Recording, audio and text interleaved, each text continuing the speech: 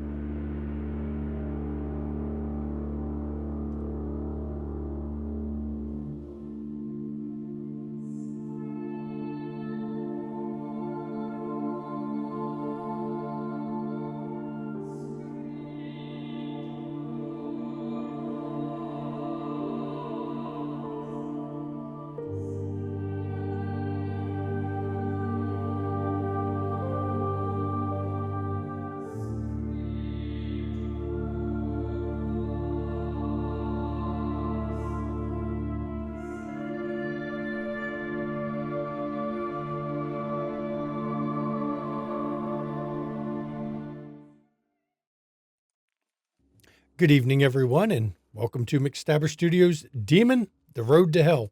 I am, of course, the storyteller, Shanky McStabber. I am Synthraziel, and I possessed Vivian Ash. I'm a devil. And I am Arizeth, the Scourge, and I possessed Virginia Waugh. I am Carsador the Malefactor, and I possessed Clark Miller. I am Nebas the Fiend, and I possessed Alice Elizabeth. I am Trimdiziel the Defiler, and I possessed Kathleen Stone. I am Juliriel the Slayer, and I possess Michelle Mars Porter. And just to let everybody know, tonight there is a giveaway at the end of the stream of the hardcover copy of Demon the Fallen. So once we get to the end of the episode, I will, of course, announce it's time to enter the giveaway, and you'll hit !Demon, and then the giveaway will run for 5 minutes, and then a winner will get picked. So I hope somebody gets a good copy of it, enjoys what they get. So let's go back to what we did last week. Last week, this choir of fallen angels, they actually met up with an earthbound. And as is expected when you face an earthbound, the meeting is far from non-violent. It is always a violent event when you are dealing with the earthbound. And through a lot of effort, they beat this earthbound, though it was not easy.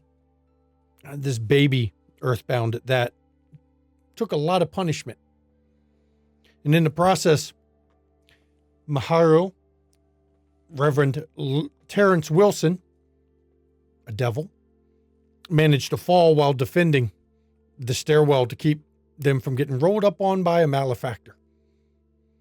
And as we left off, this choir of fallen angels, minus Nabas, who was not there with them, found out that there was the earthbound they faced was not the only one around. They were manipulated, being used as pawns to eliminate the competition. And that is where we're actually picking up, is right there as this person emulated themselves. And they are standing outside the building. And I turn it over to the players. It is time to get our asses out of here before the cops show up. Raziel will have grabbed the body of the priest. I agree. Let's get the hell out of here. You riding with me, Clark? Yes. Okay. Can I come with? Sure. So, Vivian, you can ride with me and I'll help you with the body there. We can stick him in the trunk, and so she goes over and pops the trunk on her car. okay. All right. You pop the trunk on your car and load up the priest's body. Now, this is a bad neighborhood, and I don't think a lot of people are going to say much about the fact you're loading a body. At least we hope not, right? And you all load up and head out. So I think the first thing we're going to do, I know that Synthraziel and Trimdeziel are planning to take the body and do something with it. So I will let you two have a conversation in the vehicle as you are discussing what you're doing with the body. Where do you want me to go? Where do you want to take him? I guess we'll take him to his church and bury him in the Undercroft. Okay, that works. Then Kathleen will start heading in that direction then. How are you feeling?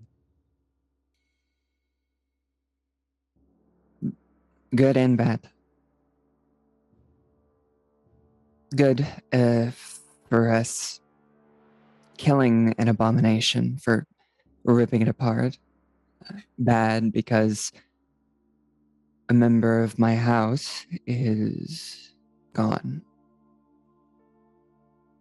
And that I can't describe to you how sad that makes me. Yeah. It's funny. The last thing I said to him was jackass, and I feel kind of bad about that. He is, or is, I guess, since he would be back in that prison. A jackass. A lot of members of my house kind of are. But fuck. We wouldn't have won that fight. We would have had so much more trouble without him. Yeah, probably. We were probably too hasty in our go get him, as it were, but at least it mostly worked out. That fucking other malefactor. He has that sword. You know that, right?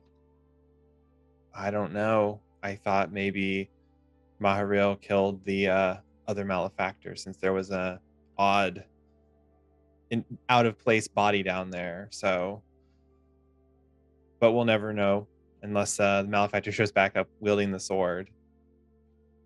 I guess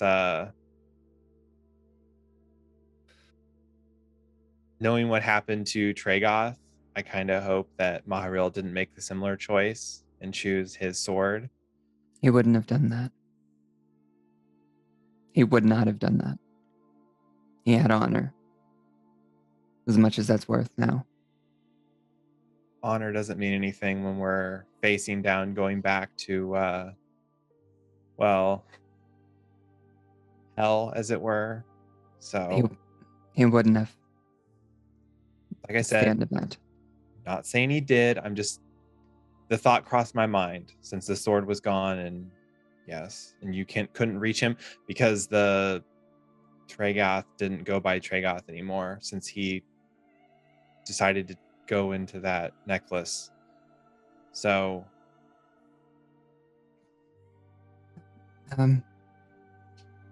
Let's just get this done. yeah. And then I guess we can evaluate where we are. There's something worse than Tragoth out there. A lot worse. Oh, I know, but one problem at a time. And if, honestly, I shouldn't be saying it like this, but if it's above our heads, then we can't do anything about it. We may have to flee. I don't know. We can't fix every problem in the world, and we can't do it if it's just this, 5 or 6 of us. Because Tragoth almost, I'm pretty sure that we got lucky today, and I don't like luck is not a good force to be working on. So it's not the thing you want to be operating under. You want to be working with a little bit more knowledge and planning and certainty that you'll survive. Maybe. I don't think we've gone or had this certainty we would survive for a very long time. Yeah. Well, we know there's multiple options now. We can, yeah. Death isn't absolute in some ways. I mean, going back to the prison probably feels like it, but anyway. They know our true names. If we go back there, I don't even want to begin to think about what will happen. I think we will definitely wish to be dead. Yeah. I have no desire to go back there. I have no desire to become like Tragoth. So I guess maybe it's worth finding some more able-bodied individuals and having them spread around the area so you have more options. Of course, you have to be quick as the wind since we've seen it before. Don't want your assailant being able to Recover. take you with them, as it were. So, Right. I think I'll left up here and then we'll be there. okay. As you're pulling up, we're going to flash back over to the other vehicle, which has Virginia, Clark, and Michelle in it. Where is Virginia heading? Mars, before we take you back to your vehicle, I want to make a stop by the library to see if I can still feel the corruption there. Yeah, that's fine. You good with that, Yeah. Clark? Fine. Okay. So you all proceed to head over to the library, and I'll leave. If you all wish to have a discussion in the vehicle, it is turned over to you all now.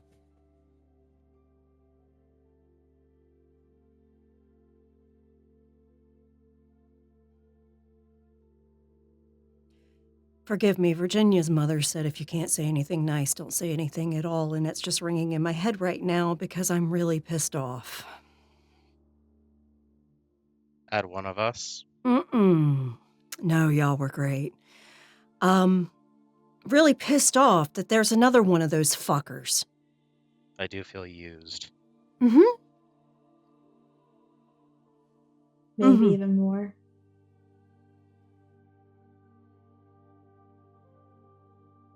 That's why I want to check the corruption.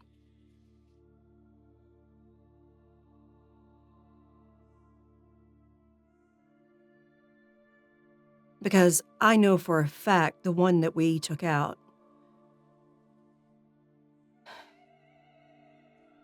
wasn't the one snatching kids. Also isn't the one immolating its followers. And Fire had no immolating the connection to that. followers. Like that fucking security guard. It was too easy. Yeah, it was. Repaired my dagger just enough. Yep. To rip it apart. Yep. What an insult.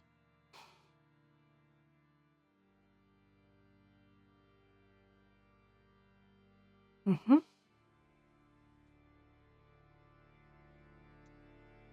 He'll look down at his lap at the now. Is it? You said it's no longer buzzing with the Oh, no. energy, storyteller? No, it still is. It is still blessed. It has not lost its blessed ability. So Mars in the back seat is extremely uncomfortable that there is this cross so close to her. It's just in my lap right now. You know, I could have put that in the trunk with the sledgehammers. Forgive me if I feel its effects are needed at the moment.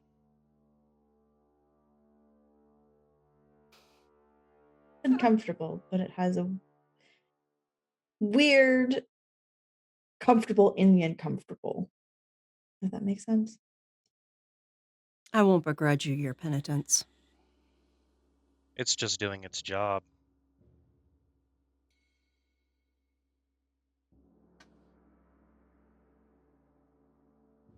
You all did very well, though.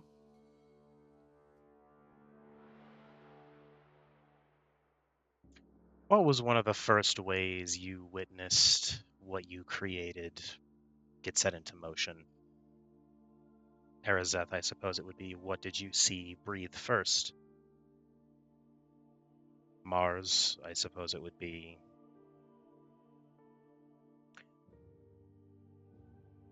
Actually, I don't know what you did for creation. My apologies. That's okay. Peace and death, actually. That moment where the body is just relieved of everything. Distance and space. It took me a fraction of a moment to see what I'd made come into being. I noticed it when one rock was gently pressed against another. So simple. Mine was the first time one of the many creatures of this earth breathed their first breath of life.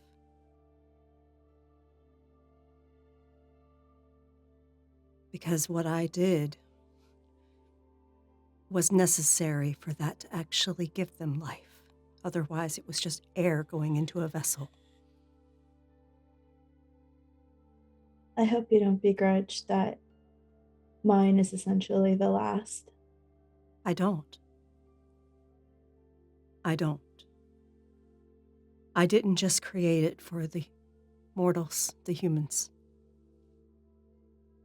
I created it for animals, also plants, because they use the same process.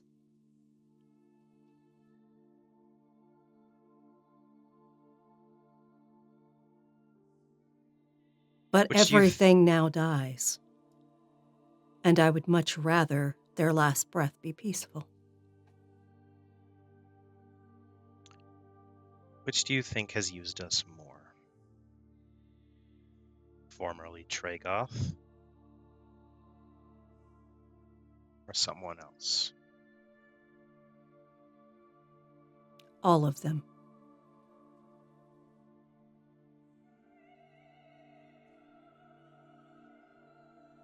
It wasn't my idea to create my children. Not originally. That was Lucifer himself. I was the one that figured out how to do it.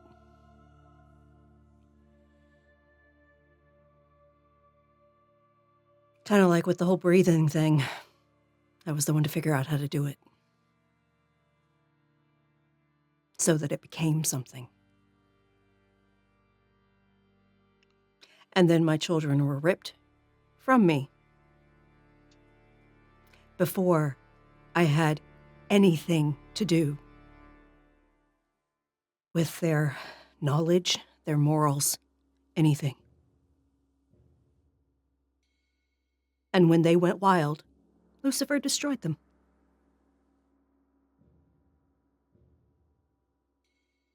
He used me to make cannon fodder, and when it turned around and bit the hand that fed, he destroyed them. For someone who has an entire faction of our kind backing him, that's not a very Luciferian attitude. I'd almost argue Lucifer seems more like a Ravener. Well, who knows where he is now? Oh, I'm sure we'll find out soon enough. And if he has a body, do you think killing his body would send him where we were, or somewhere else? He wasn't there. His essence isn't tied to that hellhole. I have no idea. This is all new to me.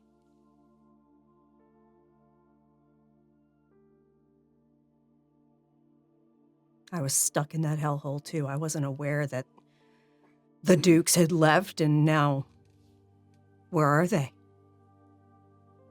As well as the host. I'd love to know what happened to them, too.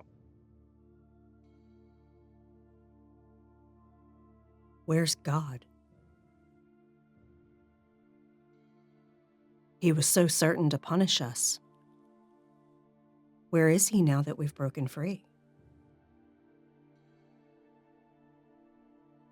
And why punish? We went against them completely. Why not destroy us? But we weren't. And now we've inherited a crumbling husk of a world. I like to think there might still be hope.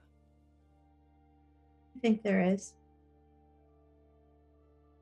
I think next we should find the one of us that invented time.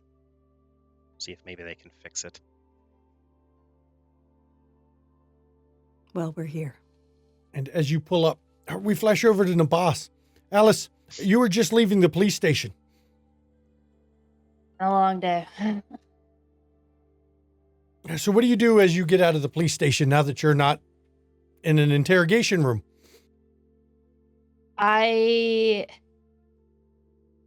Who was calling for me the most? I imagine it was Arazeth being like, where the hell are you?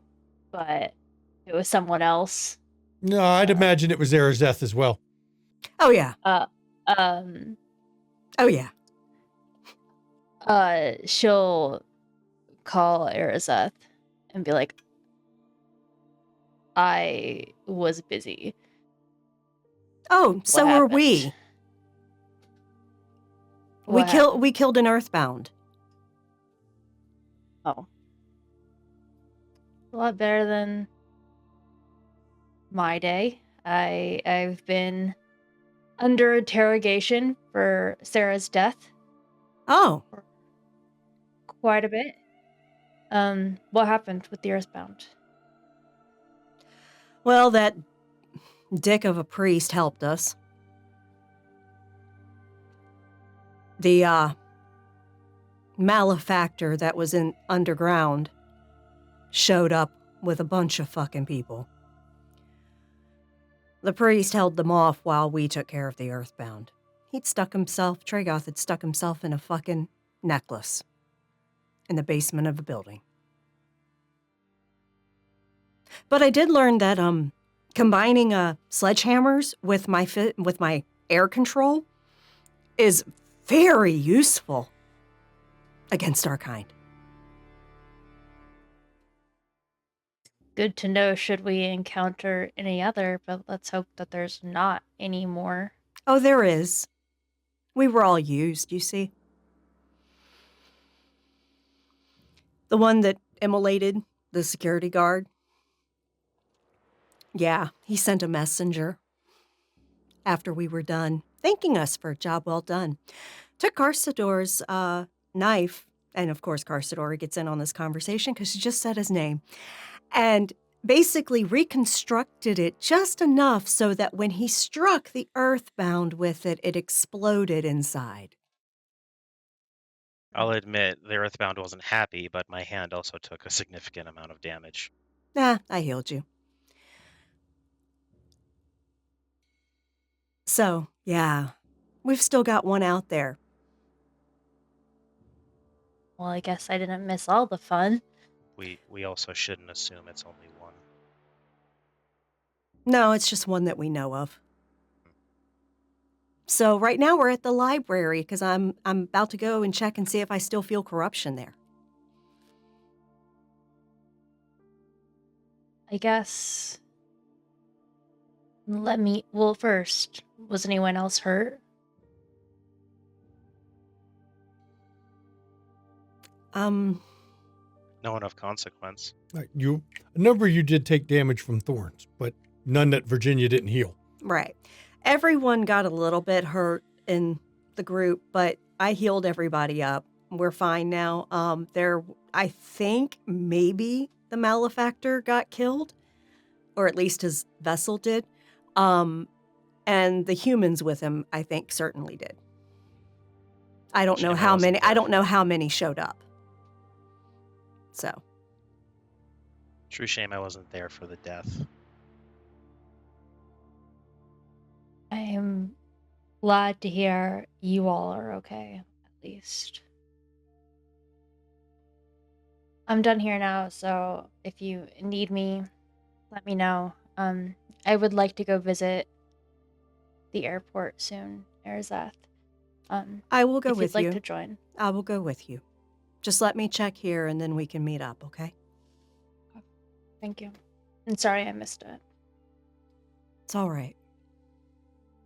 And now we flash back to Synthraziel and Trimdeziel as you have pulled up outside this church. It's the middle of the day. He locked up the church before he left. But you have him. Keys. Yeah, keys are in his pocket.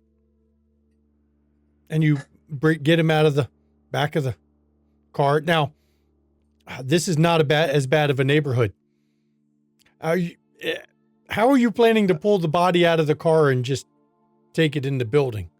Is there any kind of like back entrances or anything on this building? I mean, Like it's a side parking lot? church.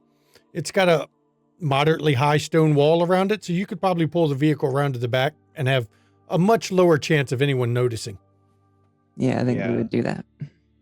Yeah, Kathleen will pull the car around to the back, try and find an entrance on the back side somewhere a little less seen. So there's the exit that leads to his that he would use to go to his house that is on the grounds. So it's not far for you pull around back and you unlatch the door, and now you can bring him into the church. All right, let's do this.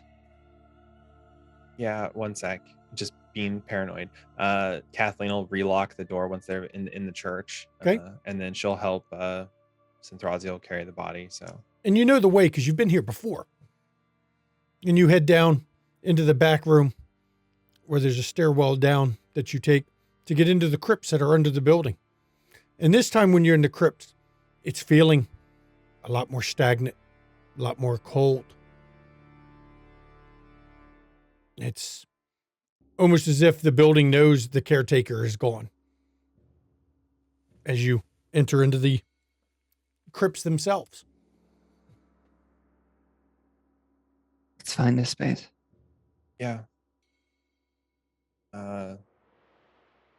While they're walking, Kathleen's just gonna start talking. I don't know. It's weird. I used to have so much to do with teaching the humans about these feeling things and getting in touch with stuff and enjoying the things that they see.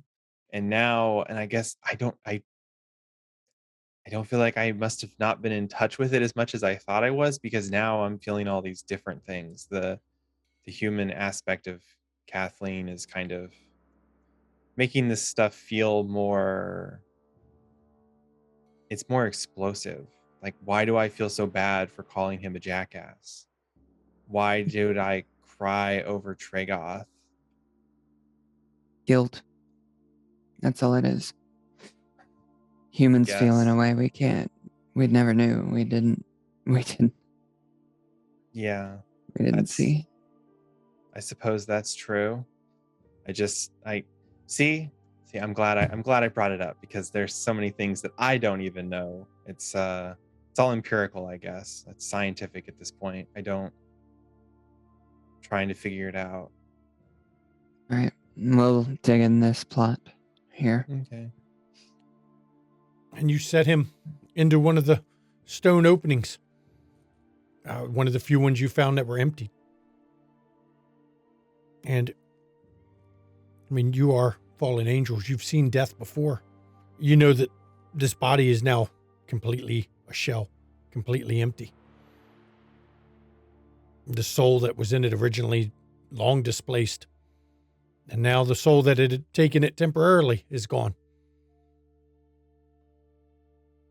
Who do we mourn for first? The priest, I assume, and then Mahariel. I mean, why not? Couldn't you do both at the same time? They were kind of one and the same at the end, as it were. I guess. We didn't know the priest, I guess, is what I'm trying to say, which is not, that sounds cold, and now I'm realizing how cold that sounds. No, we knew Mahariel briefly, so seems just better to start with him, maybe to stay to him, as it were. I'm realizing I don't know how to do this. Who do we attribute this? We know there's not a better place. At least we don't think so.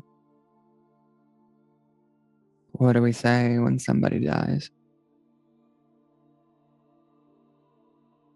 What is it? Focusing maybe on where they go isn't necessary. Maybe focusing on something good they did is better. I mean, he did protect us. He fought valiantly against the horde of enemies, as it were. So why don't we remember that instead of thinking about where he possibly went? We know where he went, but yeah.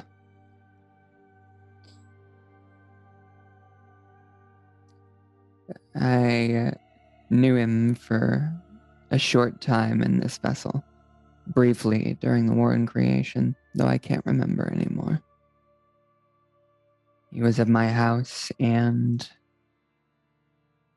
it is a colossal shame that he won't be here for whatever happens next.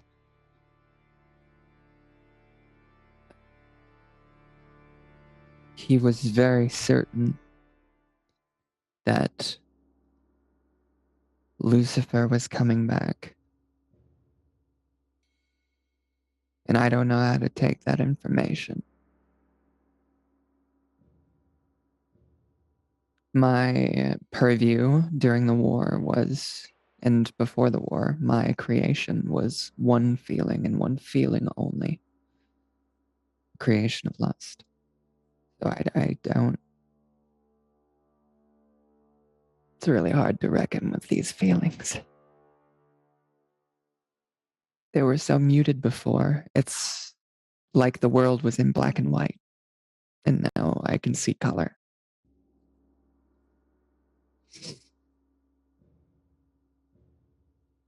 And I don't know what to do to deal with this. I don't know what happens next. What if Lucifer does come back? Can I spurn him? What if Mariel did become one of them? Could I fight him? I remember feeling so certain during the war that what we were doing was right, even when it was so perverse. But I don't know anything anymore.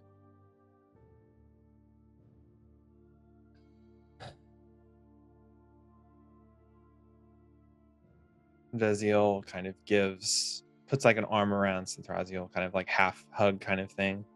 You don't have to have those answers today. I don't have the answers. I don't. What is it? It's you have to one foot in front of the other, one day at a time. If we encountered Lucifer, then maybe that's a joyous thing. Wouldn't it? I mean, he dragged us all into this in his own way, but considering it would at least be validation for some of us. So that maybe isn't a happy thought, but we have to just deal with this as it comes. I'm worried about Virginia in that situation. If Lucifer is or does come back, he will be more powerful than, and he will be like he was in the time of the War of Creation. He won't be diminished, destitute like us. She won't hesitate to strike him, and she will be sealing her own death warrant. True. But I guess this probably sounds like weakness, but if we enjoy existing, some of us are going to have to bend the knee, as it were, no matter how hard it hurts us. And I'm not saying that I want to bend the knee to Lucifer, but if it's bend the knee or go back to the prison, I would rather Bend the knee. Yeah. It's not a happy thought. It's not. All I want is to fix this fucking place. All I want is to get to make things back like they were. I don't know that we can ever make things like they were, but we can at least we can help the humans be better, at least. God may not be here right now, but we are at least still stewards in some capacity, so Yeah. Anyway, I guess my rant's gotten off topic from the morning. No. It's okay. Well, God, I'm realizing how cold these comments sound. He's not here to complain about us going off topic or derailing this. Remembering him is just as much about looking to the future and thinking about the future as it is talking about what he did, I would think. So, and you know what? If he is displeased with our ceremony, then he'll have to come back and let us know himself. You damn well better. In the meantime, we need to kill that malefactor. We owe him that much. Yeah, we need to confirm that they're even still alive first.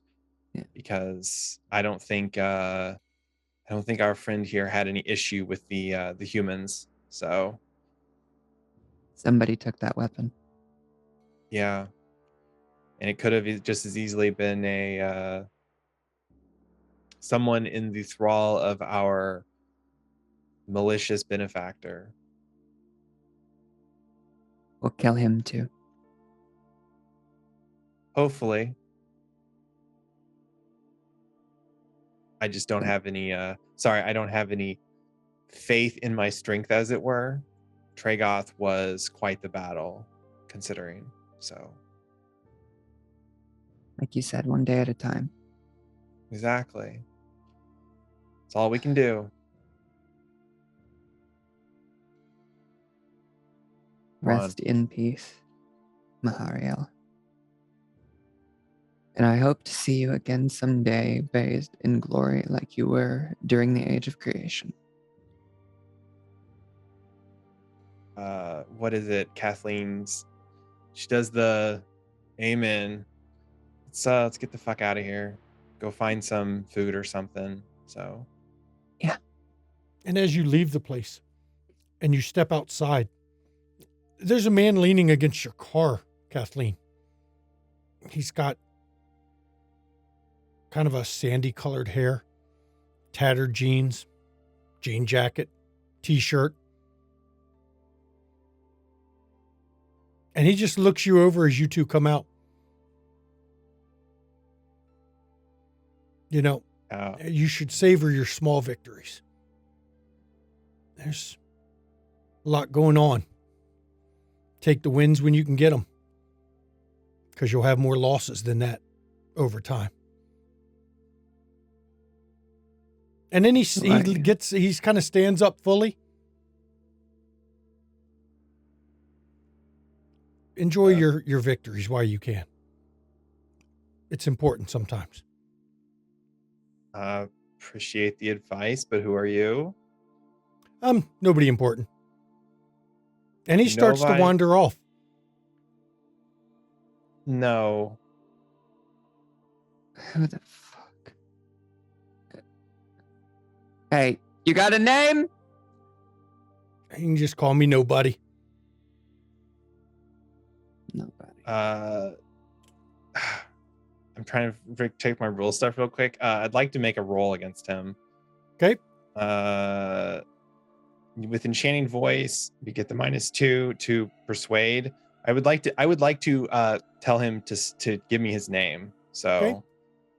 So you're going to that's going to be manipulation, probably, I would say. With let's see, what do we want to do? Empathy, expression, maybe. Either one of those you could use. If I do empathy, I'll probably do empathy because it's a bigger pool for me then. So. Okay. Go ahead. What's my difficulty rating? The difficulty would start at 6 because it's a normal kind of opposed roll. So if it drops it by 2, it makes your difficulty 4. Okay.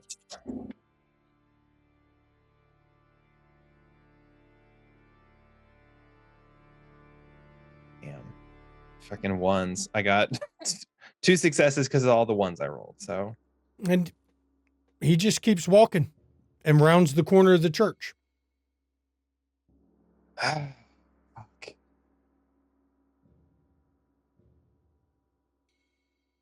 Maybe one of the thralls. I don't know. Whatever. And you all load up to go get some food. I'm going to leave you all right there with that one as we flash to Virginia and you all by the library. And when you come and you get out of the vehicle parked across the street from the library, perception awareness, of course. Mm-hmm. So you all can sense if you see any supernatural shit as you're walking across. And it's the middle of the day, so there's a lot of people moving back and forth, walking up and down the street, a lot of college students. As people are moving around. 5. 5? Mm-hmm. Okay.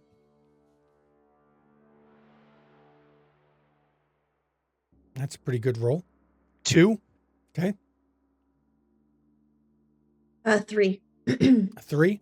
Okay. With a 5, as you get close to it, you can feel faint bits of the corruption, but it's you can feel it with 5. Even as you're standing there, it's fading. It's going away. And the residual is dying off. But also with a 5, there's something else, something. You can't describe it. Something else nearby. Oh, she's going to chase that down. You can't even tell where. You just know that it's somewhere and not far from here. Something changed.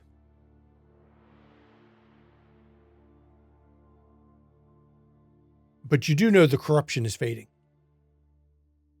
Dissipating away. She will catalog that to discuss with Alice.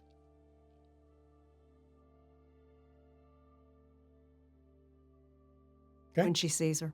Okay. Mm-hmm. Well, I feel it's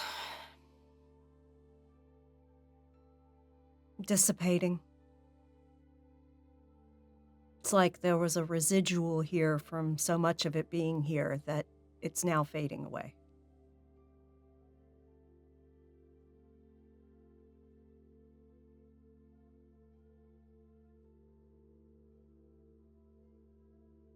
It makes me wonder, though,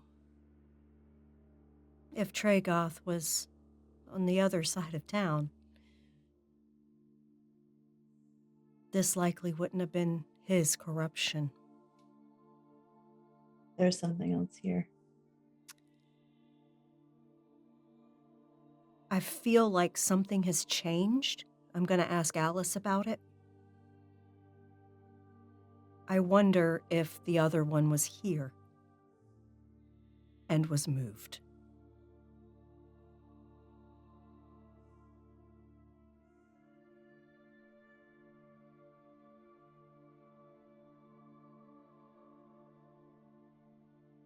Fire is a tool of the first, correct? I'm sorry, what? Fire is a tool of the first, Yes. correct? Fire. Second house is wind.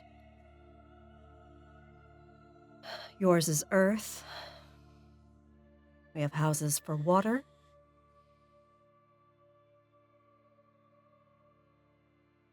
So the one that manipulated us is, of course, one of the experts in manipulation. Mm-hmm. I don't suppose anything was ever meant to be easy. Of course not. And as you say that, Carsador, a man you all didn't even pay attention to who was coming out of the library, sandy-colored hair, tattered blue jeans, tattered jean jacket. Nothing's easy. Nothing's easy. I'm going to do a perception. Is it alertness or awareness? It's awareness for supernatural. Yeah, we're going to do that. You're already running it with a 5 if you want to use that one because you already are. You know what? Yeah, I'm doing it with a 5. Yeah. Okay. You don't feel. There's something different, but you don't feel the powers of creation. You just feel something different off him. What are you? Just a man. No, you're not. Well, I know what men are. Careful with your metaing, please. Nothing worth having is easy. Everything takes work. Everything takes effort. You got to worry with that stuff. Take your victories when you get them. Take them where you can. That's important. And why do you feel the need to inform us of this? Because I think sometimes people forget. They seem to not remember that. They don't seem to take it into account. Just like you got to remember that the memories you have of the past aren't always right. You know, have you ever realized that over time things change and shifts and you don't remember the way it was? Or you think you remember it was and turns out you may remember it different? Just remember that. Take your victories. Savor them for when you have your defeats. But ultimately, nothing worth having is easy. Friendly advice. You've made one small miscalculation. Oh. One? We're not people. Not truly. Yes, you are. From my point of view, you are. We all are. You think what makes you a person is what's in you? The body? Combination? What? What was the quote I heard once? If I stab you, do you not bleed? The body does. Get stabbed with the right thing. I'm sure more than the body can bleed. Carsador's going to take a step back. But Virginia's not. take your victories, enjoy your victories, savor them. That's the best advice I can give you. It's the only thing that'll get you through all your losses, all your failures. You can feel free to ignore it. It's just the best advice I can give you. I have a feeling you know a lot about failures. Yeah. We all do.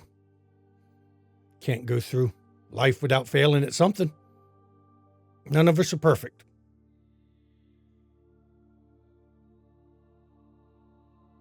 That's all. But don't forget what I said about memory. It's always funny how your memories are one thing when it's not always exactly how it happened. Storyteller. Mhm. Can I mutter under my breath real quick? Go ahead. Drillerial. Can you look into his eyes for me? What do you want me to do? How does it end for him? Ooh, now that's an interesting damn power. Ooh. Very interesting to break that one. Break out that power. I also stepped back so he wouldn't hear me. That one would be Vision of Mortality, wouldn't it? Or no, wait a minute. No, it's Yeah, I can't do that. That's almost like a combination of Vision of Mortality and Read Fate. But if it's not a dead damn. body, I can't do that. Damn. you could try Carcer if you didn't do want. that, but Hey, I like creative uses of powers. You could try if you want. I mean, are they? I mean, I'm if always they're not willing to let people supernatural. try. If you want to try a perception awareness on him, looking into his eyes, go ahead. That I can do, sure. look, when it comes to death, ask the Slayers. That's all Carsador knows. I am always willing to allow creative uses of powers. I love when people come up with odd ways to use their powers.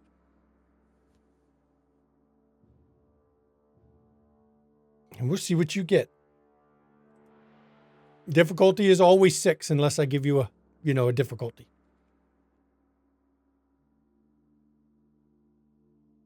Two. You look into his eyes and you see no death. You see just his pale blue eyes looking back at you. Now, I've got business to attend. I just wanted to, call it a morale speech, maybe? I don't know what to call it. Advice is the best way to put it. This may be filthy rich coming from me, but you should work on your delivery and timing. I thought my timing was rather perfect. 1 out of 2 is still 50%. Well, Cocky, too. aren't we all a little cocky? Mm. Pride cometh before the fall. And if nothing else, Get out of my face. we always are full of pride. Okay, I'll leave.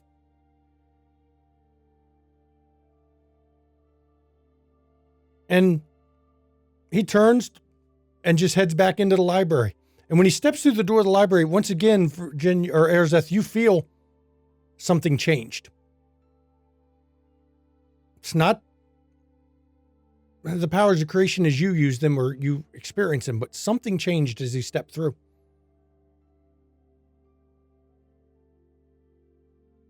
That was odd. Curious. Who was he? Virginia's walking back to the car. And you head back to the car and you get in. And Virginia, I assume, is going to take Michelle back to her vehicle. Yeah. And Virginia and Alice are planning to hit the library. Synthrazio and Trimdesio there have said their piece. I want to roll about it. legacy. Go ahead.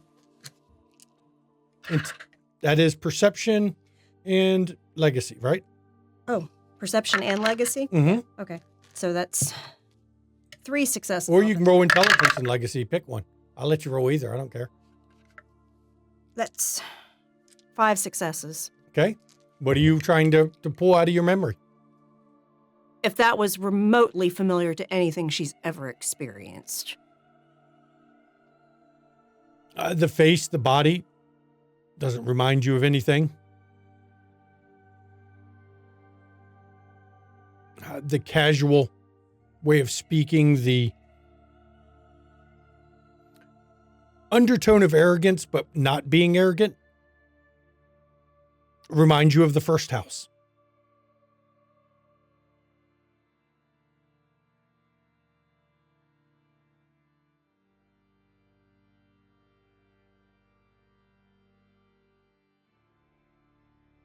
You both hear Virginia grind her teeth.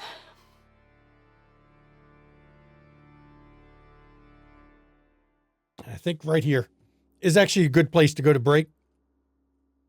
As, well, Nabas, you were the only one who didn't get the strange visitor. I mean, I'm outside a police station. Yet.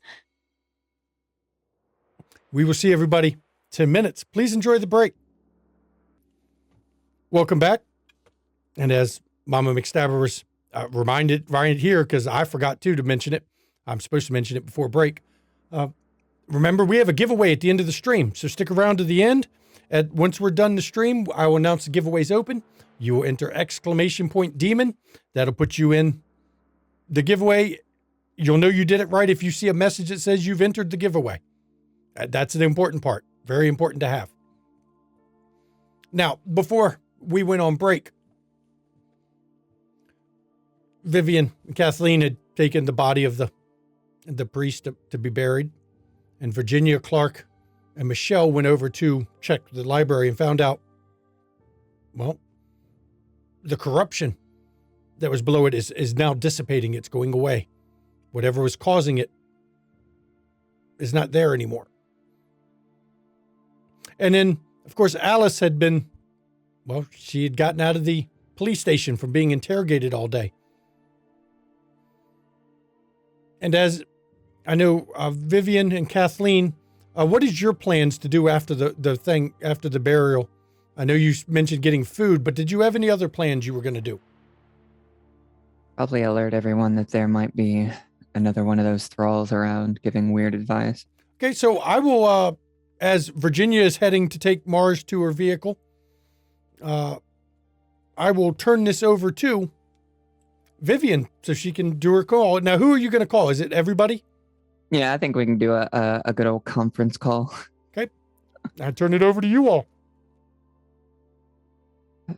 Hey, just a heads up, there's maybe another one of that Earthbound thralls around. Some weird dude engaged us over at the church. It's weird that he knew the place. So keep an eye out. Did this one also combust? No, thankfully, but there was something different that happened. I couldn't describe it. It's like no, I can't think about how to describe it. It doesn't make sense. Describe there was all something the things about it. Wasn't. Sure. It wasn't the power of creation. Not that I could tell. It wasn't anything supernatural as far as I could tell. It just felt like something shifted, like the entire world spun just a little bit differently. I don't know how else to describe it. Do you want me to try and see if I can see if he's up to anything important in the next few days? Can you do that with people you haven't seen? Can I? Let me look and double check the power. You're doing a convergence. So looking at the patterns, you're doing a convergence. A sense locality are people that are hard at a convergence. It doesn't say you have to see them. You just have to specify what kind of event you're trying to detect the convergence of. So technically, yes, you could. Perception plus intuition. Sandy blonde hair, tattered jeans, good looking guy. Jean jacket. Yeah. Wait, what? How did you know that? Did We he seem met. dangerous? He didn't seem like it. He gave us some very broad advice about victory. Oh, he gave I us a would- threat. Want to use a faith? What do you mean? He talked to We've you? encountered the same individual. Or a similar one, if nothing else. Where are you at? Wait, how is that possible? That We're was, at the library. that was maybe 10 minutes ago. How the hell could he have possibly gotten there? Now, boss, as you try to sense a convergence, you realize you have a convergence. He's standing behind you.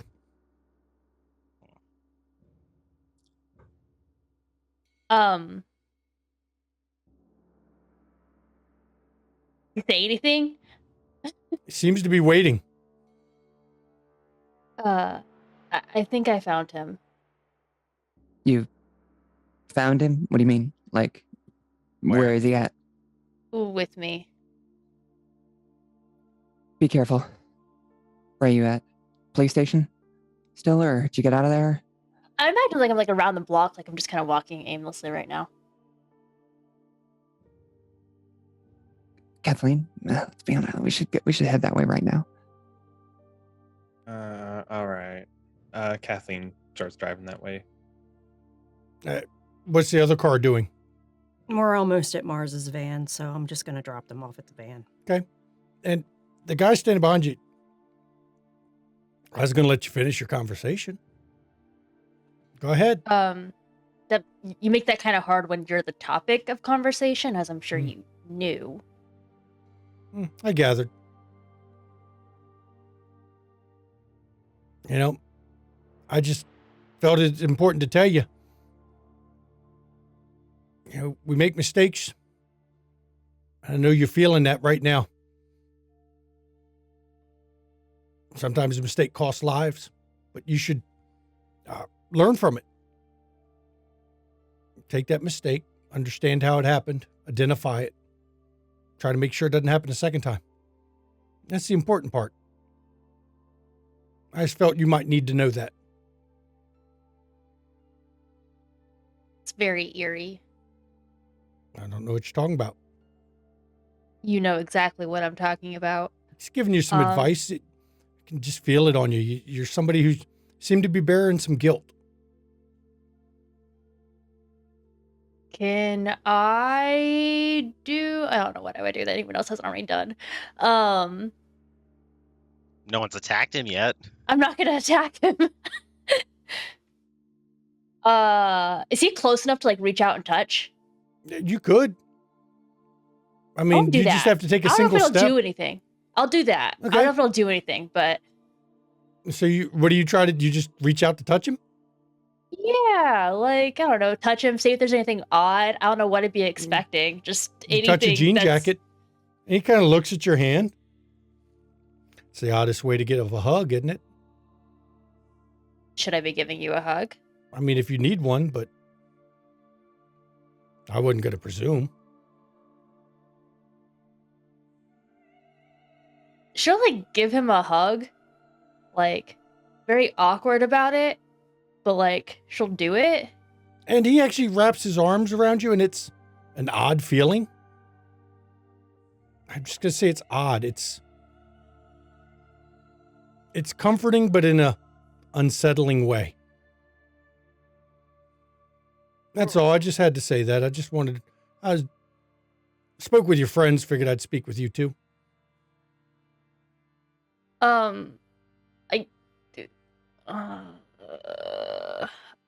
I guess. Do I get any supernatural vibes from him or anything? If you want to roll perception awareness, you can. I do. Hopefully you can beat 5 successes, because I doubt it. otherwise you're not getting any more than she did. I wasn't sure since I'd actually like touched him and like got that feeling, and I'm always willing to let you roll. I'll do a willpower for that one. Okay.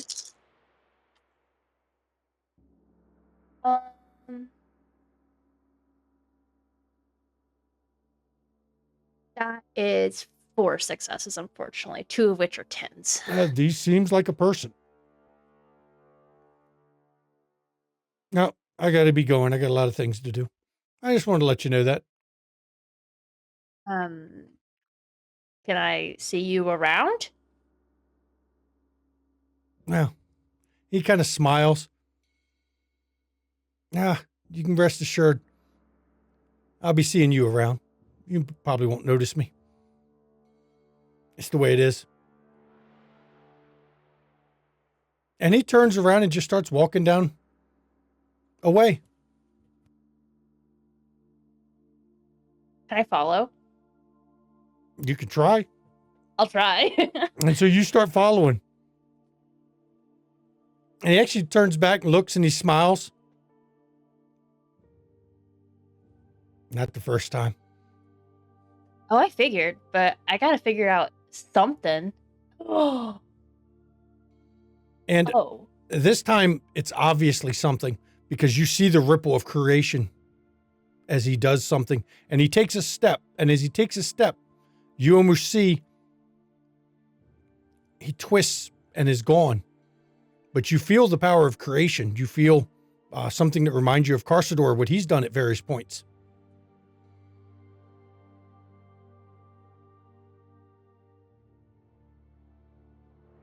I'll call the group and be like, he's gone. You're all right. Nothing happened, right? Or nothing that hurt you. I'm a bit shook up, I guess. So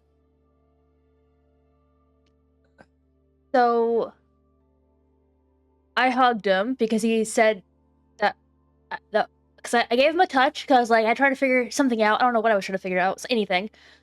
I touched him, and so that's already a hug. So I gave him a hug, and it was an oddly comforting feeling. And then he walked away, and I followed him for a bit, and he's like, "Not the first time."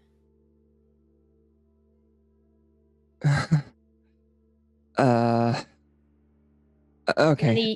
Then he skedaddled using one of Carcer's powers. Did he? Okay, so maybe a malefactor? I didn't feel anything like that. Oh no. That is definitely of the first house. You're certain? Oh yeah. The way he talked to us, trust me. Abilities can be learned outside of the houses. Yeah, he seemed very tender, fatherly, like somebody who was given their child advice. So I am going to make a legacy roll. Anyone who wishes to make a legacy roll, please roll either intelligence or even perception. I'll let you roll either one plus legacy. Any chance I could try? I'm going to burn a willpower. Give you one success automatically. Any chance I could bullshit my way into Wit's legacy? Sure, I'm benevolent. I'm not going to use intuition because I don't feel it applies for this. I feel like it might. All right, so burn that willpower. At least in my instance, I feel like if, with as close as I was to him, if it was someone I had been that close to in the past, I would recognize something. Even like on a basis level. With the willpower, I got 7. Well, hold on yours for a second. Let me get everybody's. Thinking about the people in my house, and, powerful figures, I'll go ahead and roll mine with that willpower, giving me 4 successes with the willpower, and then, relating it back to my house. Okay. I'm making notes here so I can hear what everybody's. 1 there, 3 from Carsador. Kathleen, did you roll? I spent willpower and I only got 2. Okay. 2 and 1 don't help. 3 don't help. 4, for 4, I will tell you, judging by what Erzeth has said, definitely reminds you of First House, of none in particular, but some of the leaders of it. Now, Erzeth, for you had 7. That is quite a bit more than the other one. Let me see what you can pull off of your legacy as you're diving into your memories here. The body is definitely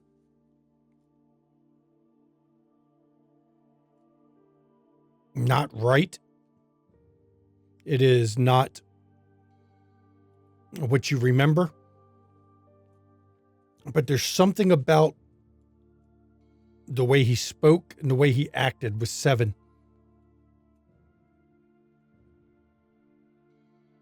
Fatherly, disapproving, slightly arrogant, but not directly calling you out. It does remind you of the Morning Star.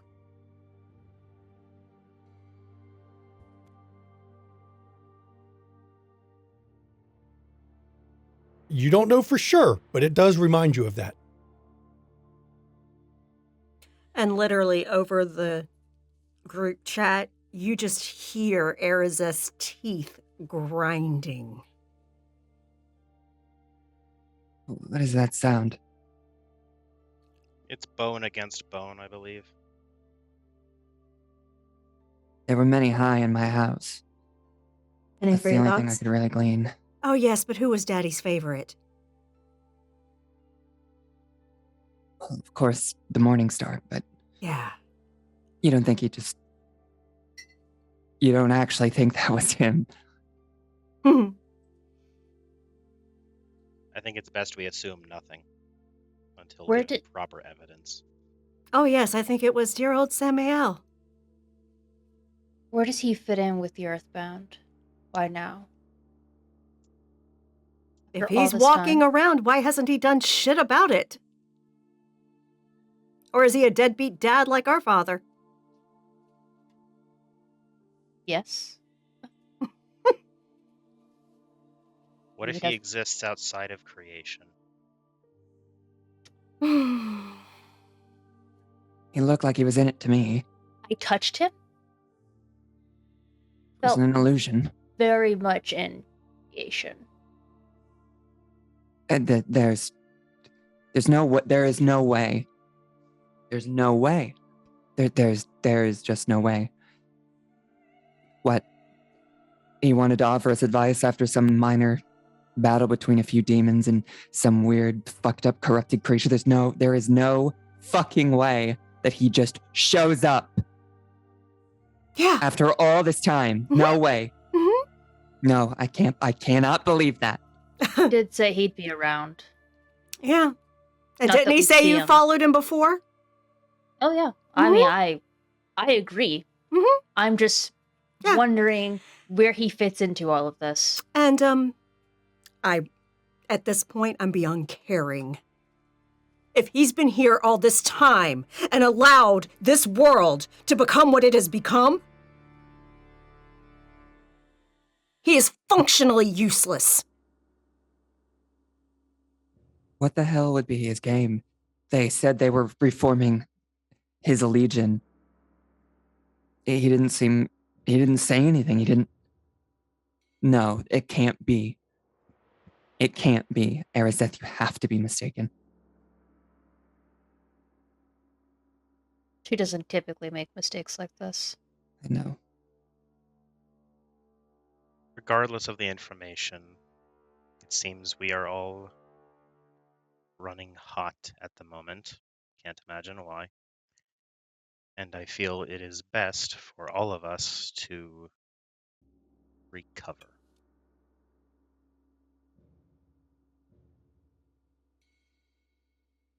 We did endure something intense on both sides. Yeah.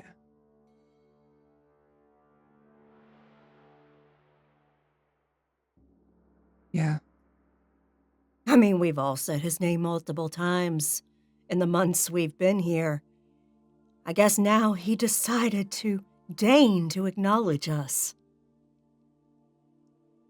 He was always a prick.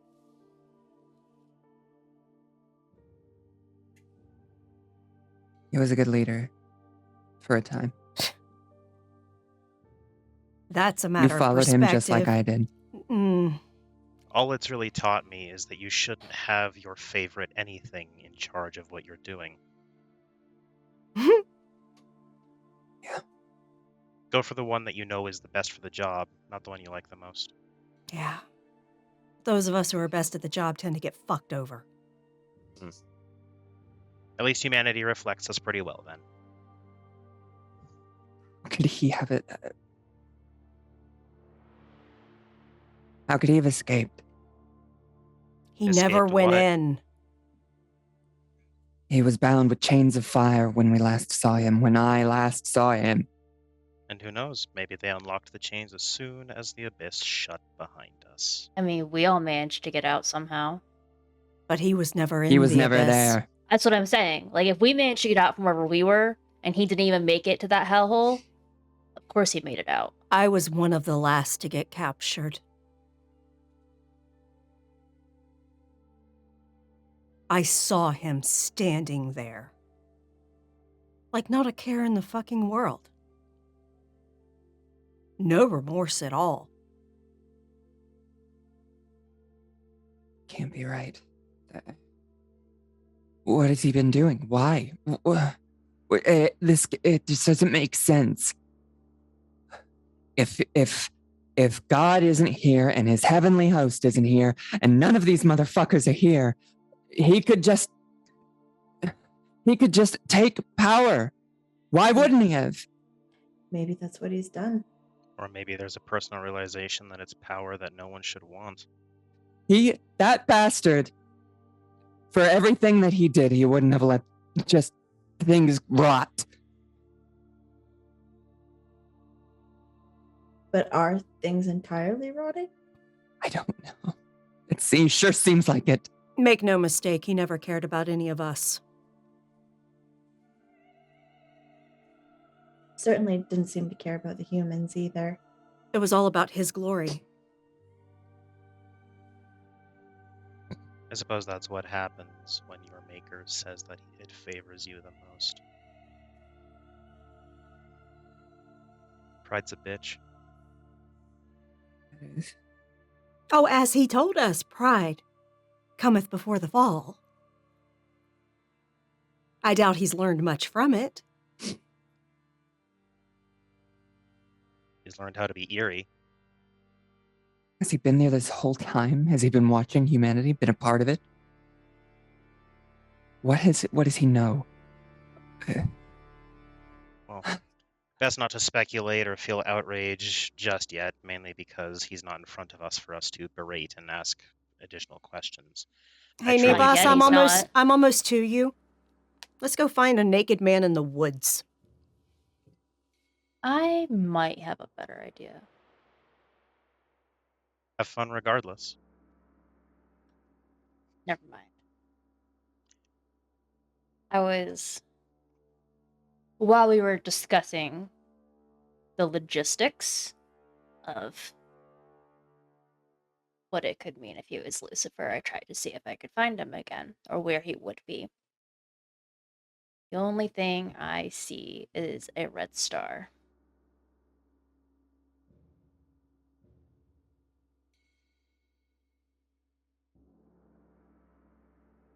Was there ever any specifics anyone got on if that star showed up in the evening or the morning? I'll have to ask.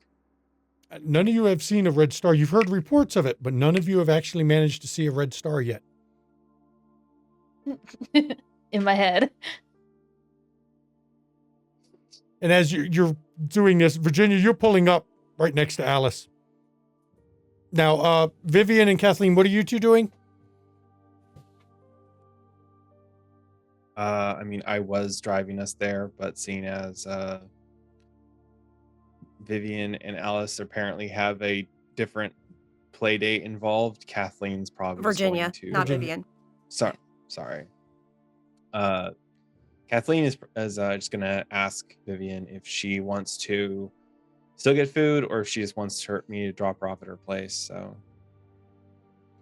because I'm not going to go to the police station area and then be like everyone's gone again. So that, yeah. So. Just take me home. Okay. So then Kathleen will just take Vivian home. Okay. And Clark, you're left with Mars there. What are you two planning to do? Just real quick, I'll actually turn to you, Mars. Hold just one moment. Sure. Arazeth. What? You hear probably the longest and deepest breath Karstor has ever taken in Clark's body. And it's slow. You can tell there's as much as can be expected for him, a savoring of it. And once he's exhaled completely,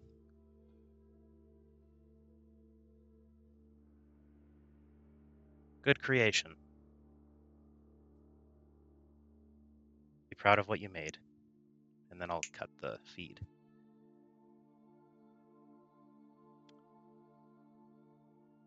Storyteller, since I have the time sense merit, what time is it?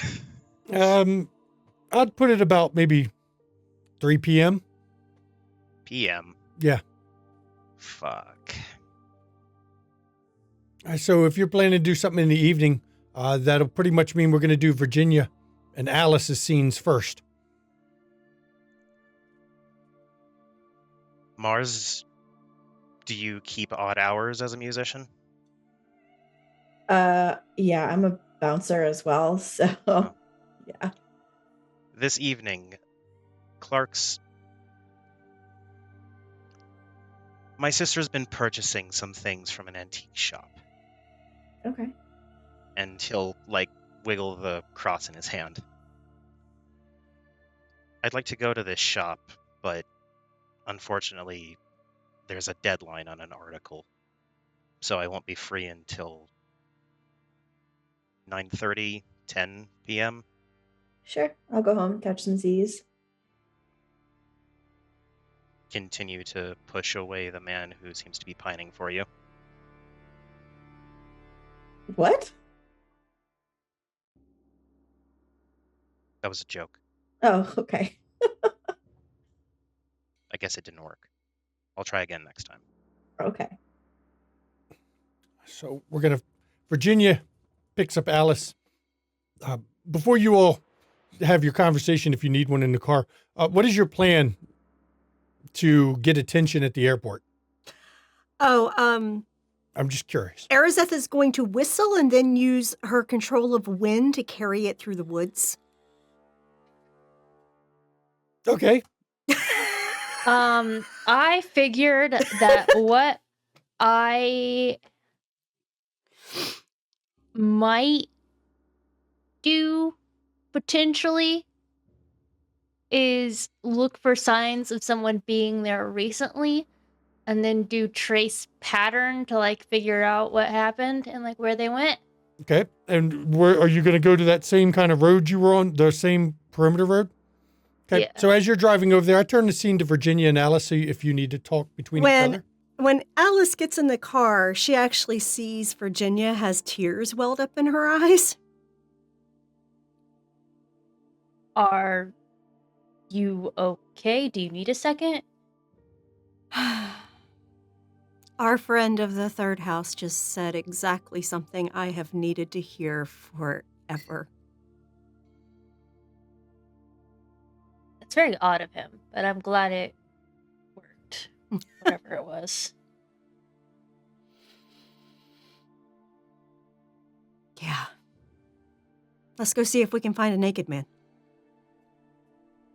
That damn dog. You know what? I can whistle and make the wind carry it. That'll bring something to us. I've never seen a dog like that before. It was very big. I can be very strong. I mean, fair. I just don't know if it'll respond to a whistle is what I'm saying. Oh, I'm It's, pretty wild. sure when a whistle comes through where they can't seem to figure out where the fuck it's coming from, they're going to try to trace that down. You know what else we could do? Maybe get some fresh meat and waft the smell everywhere so they can I don't know. You don't, I'm going to point out, you don't know what you're dealing with. You've never Well, the encountered- dog. The dog would be about it. And it was more wolf than dog. Yeah. I wasn't. Was that I'm just something making sure specific it- with werewolves? I didn't know that. I don't even know if the meat Yeah, That was maybe. just a thought I had in general. Like, I don't know if that's metagaming. I was just thinking logically. Because I don't even know if you ever got a good look at what it was that jumped at you. Thought it was You said it was a dog. It was a doggish. very like. big dog. Yeah. That's all I got. So you all head out there. Are you going to stay in the car or are you getting out and walking around? That is an important question. Getting out. There's a reason I have to ask this. It's a very important No. question. I want to No. know whether we're about to have somebody jumping in front of Virginia's car or not. Oh, no. We're going to park the car and then I'm going to stand right there. Actually, I'm going to sit on the hood facing the woods. Same spot the motorcycle accident? Mm-hmm. Okay. Mm-hmm. And they've cleaned it up, though you see the damage in the trees. Mm-hmm. You can see the damage in the ditch. And as you're standing there, and you're sitting on the hood. She does a very loud whistle. Okay. And then summons air to carry it through the woods. That is a very unique use of the power, and I like it, so let's do that. Because I like, as I said, I like creative uses of powers. So all you got to roll is stamina plus survival. The difficulty, of course, is 6.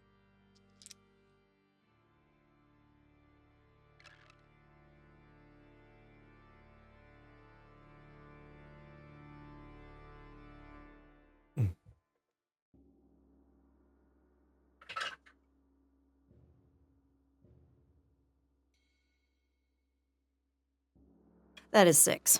And you whistle. And as soon as you whistle, a voice speaks up.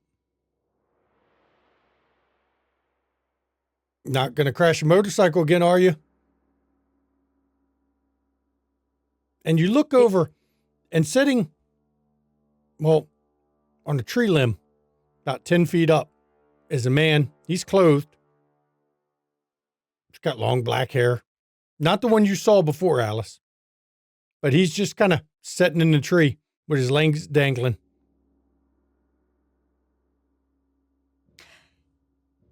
Yeah, it's funny. There was some big dog that caused that crash. It's probably a wolf.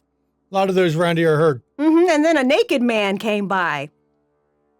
There's not as many of those around here. At least I don't think so. Is that the guy? No, he's not. Give me perception awareness, though, please.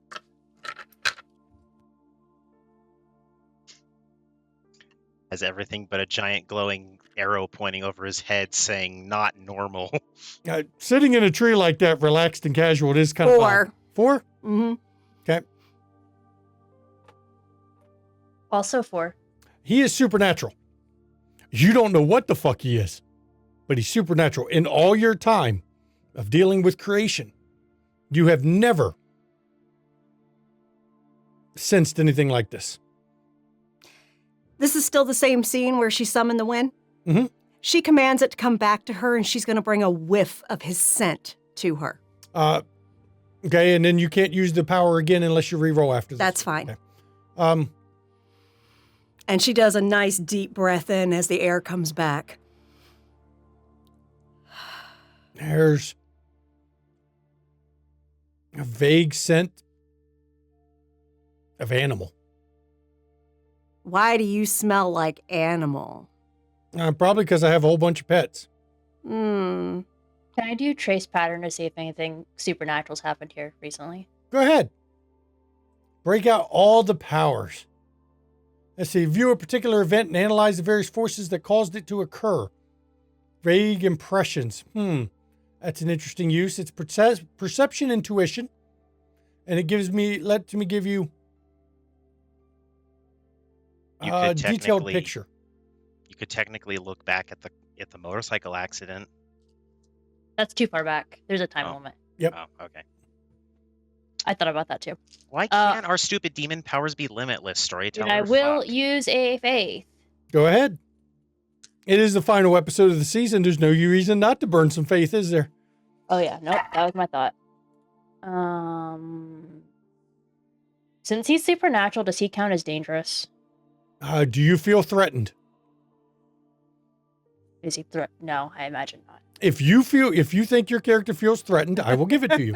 I don't think I feel threatened by some dude sitting on a tree. That is 4. 4?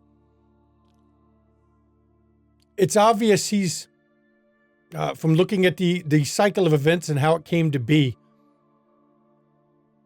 he didn't arrive here after you all did. You can tell that by the whole threads of fate and, of course, the event itself. He's obviously here watching something. What you looking for? I mean, nothing in particular. Didn't expect to see, you again after what happened last time, but Oh, so you saw her last time? I didn't, but I heard about her. Hmm. From who? Who told you? Friend of mine. Yeah, well, why don't you tell your friend to come on? He's not around right now. Really? No, we take turns. Well, a couple of us take turns. I'm more curious, what the hell are you? You first. I'm me? Yeah, but what's We're a you? us. Because we know you're not normal. You wouldn't believe me if I told you. Try You us. think why would we have any reason to believe you believe us? Give and take. I can smell something different about you. And I just can haven't feel something decided what I'm different about smelling you. yet. Haven't figured out what I feel. I mean, I can smell some corruption on you. Animal? No, I don't smell animal on you. No, that's you. Yeah, I smell like animals. I just haven't decided yet what you are yet. This would be a whole lot easier if, you told us and we tell you. Well, since, Wouldn't you're technically in my place, maybe you should tell me first and I'll tell you. Ah, but a gracious host would realize when he was asked a question first that he should answer it as a show of good faith. That's pretty slick. I like that one. Nobody said I was gracious, but you know what? Yeah, why not? Nobody'd believe you in the first damn place anyway. I'm Growl. What is that? What do you mean? What is that? Lupine? That doesn't. What is that? Jesus Christ, do I have to go Do this we have far? any idea what that means? From wait, would Alice know what that I mean, she lupine knows that's is wolf. media. But I mean, Alice would know werewolf because horror movies. I could go further if you really want me to. We could go into the whole the movie thing. Ooh, Oh, look, full moon tonight. I'm a werewolf. I'm going to howl and I'm going to go and eat people's face and give you lycanthropy. And, it's going to be a whole thing. Maybe not. Thing. Interesting. Tell me, do you actually need the moon to do that? No, that's some bullshit. Okay. It's like all the other bullshit they come up with. I feel a little bit of empathy for that because there's a lot of bullshit about us too. Yeah, so I did my part. What are you? Arizeth stands up and she goes into her low Apocalyptic form. torment apocalyptic form. I was thinking the same So thing. roll however much faith you have left in your pool against difficulty of 7. I mean, it's not like he'll experience What revelation. if you don't have any faith left in your pool? I Okay, hope just you sorry have at about least that. one. Because if you don't, you are unable to heal. You'll start aging. You can disease. It's a bad thing. You can't take apocalyptic form at all. I got my So you get more. successes for it. You got what? I got my successes Okay. for it. Well, I'm not doing anything then. Okay.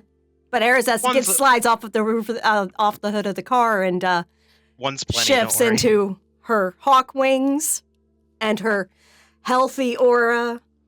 She bulks up a little bit.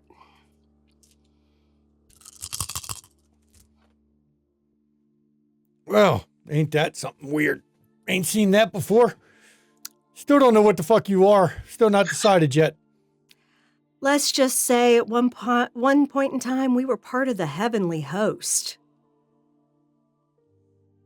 Lady, you're talking words. And much like I had to Media explain to you, it's just words. I'm not here and I don't understand it. Media would typically portray what we are as demons. Or angels. Now, see, I've heard that Depends word, on the demons. interpretation. So you're a servant of the worm, aren't you? What the fuck is the worm? The corruption, the evil, No, I actually killed something corrupted not that long ago. It's probably why you smell it on us. Yeah, I'm still not too sure. I'm getting this. The hackles on the back of my neck are standing up. Well, we tend to make most folks a little uncomfortable. It's called revelation. I guess that sounds about right. You revealed yourself, kind of a thing. Yeah. So where's your friend? He's not around. Like I said, we Your take friend turns. caused my accident. He didn't intend to. Running out on the damn road. Don't animals usually have, like, senses that can hear things? He couldn't hear a motorcycle going down the road at a high rate of speed? He's deaf. He's not, He couldn't smell the... It's hard to smell when you're running that fast. Unfortunately, he's a bit deformed, so he can't hear. It doesn't make him the best guard, I'm not going to lie. But he's part of the pack, and we take care of that, even if some people don't want us to.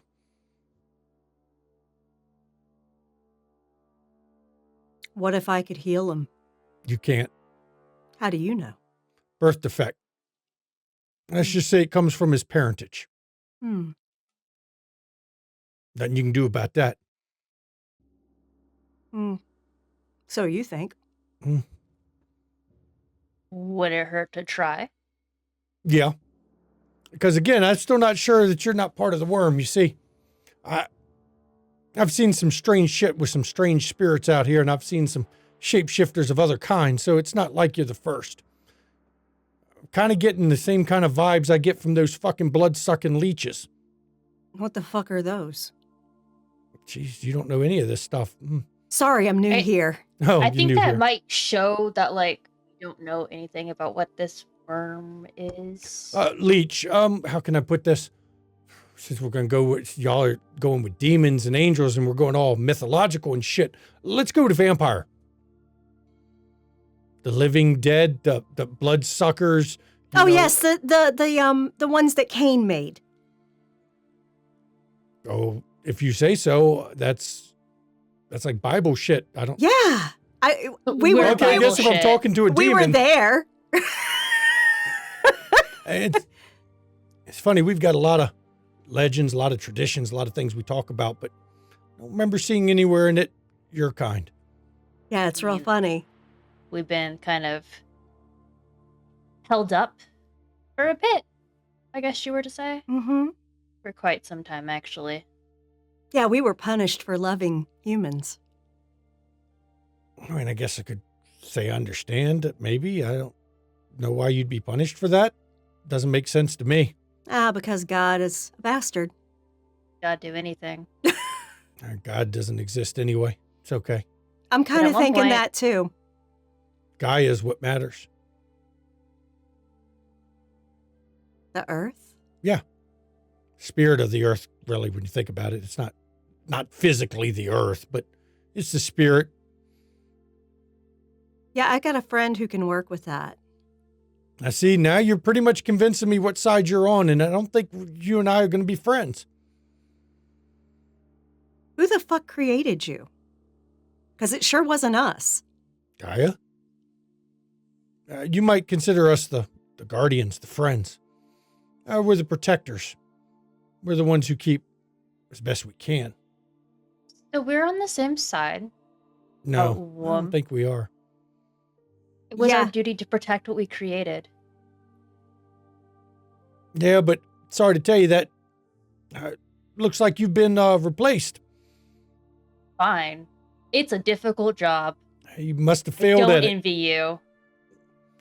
Yeah. We don't envy us either most days. It's weird how things like Cain and that first act of violence could cause things to spiral out of control. If you say so. You're talking more than I have. You know, even our traditions only go so far back. We could learn a lot from each other, I think. No, probably won't. I mean, I'm trying to be polite here and all, but I have a feeling our elders are going to get the same feeling I get, which is you're on the wrong side of things. The hackles are up, and normally we have to trust that. I'm being Your all hackles. pleasant and all, but yeah, back of my neck, the hair standing up. Do they go up for other supernatural creatures? Leeches, Other changes, other shapeshifters that you said? corrupted spirits, things like that. Things that don't spell good for the earth. You know what I'm saying? Things that like to corrupt Gaia, do bad things. That's funny because some of my friends created this planet. So are all leeches bad? Or all corrupted spirits? Like, do they all mean harm? Or is that just a vibe you Oh, no, get they from all of need to them? die. Uh, The leeches, yeah, they need to go too. I mean, think about it. What purpose do they serve? What good do they bring to Gaia and to creation itself? Nothing. All they bring is again, they're leeches, parasites. Suck the I think we lifeblood would out of other things. No, we don't need agree those. with that, with how they came to be, with like the first murder and everything. That makes sense. But like, You remind me of what a macrophage would say if it would actually speak. Now you're saying words and I'm hearing them, but it doesn't. Macrophages are white blood cells in the body that attack infection. Anything abnormal, anything different, let's go attack it. You're kind of confused. 1 minute you're talking about angels and the Bible, and the next minute you're bringing up medical shit. You're kind of. how do you think that medical shit came to be? This is just getting confusing here. This is, Exactly. This is why I think we can learn from each other. again, it's not my opinion that matters anyway. Well, then let me speak to somebody whose does.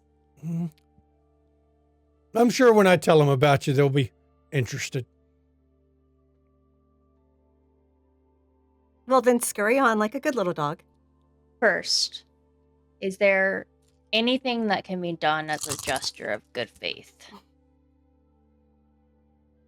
for this? I mean, what good faith? You got the glowing, beautiful thing standing there, and then you.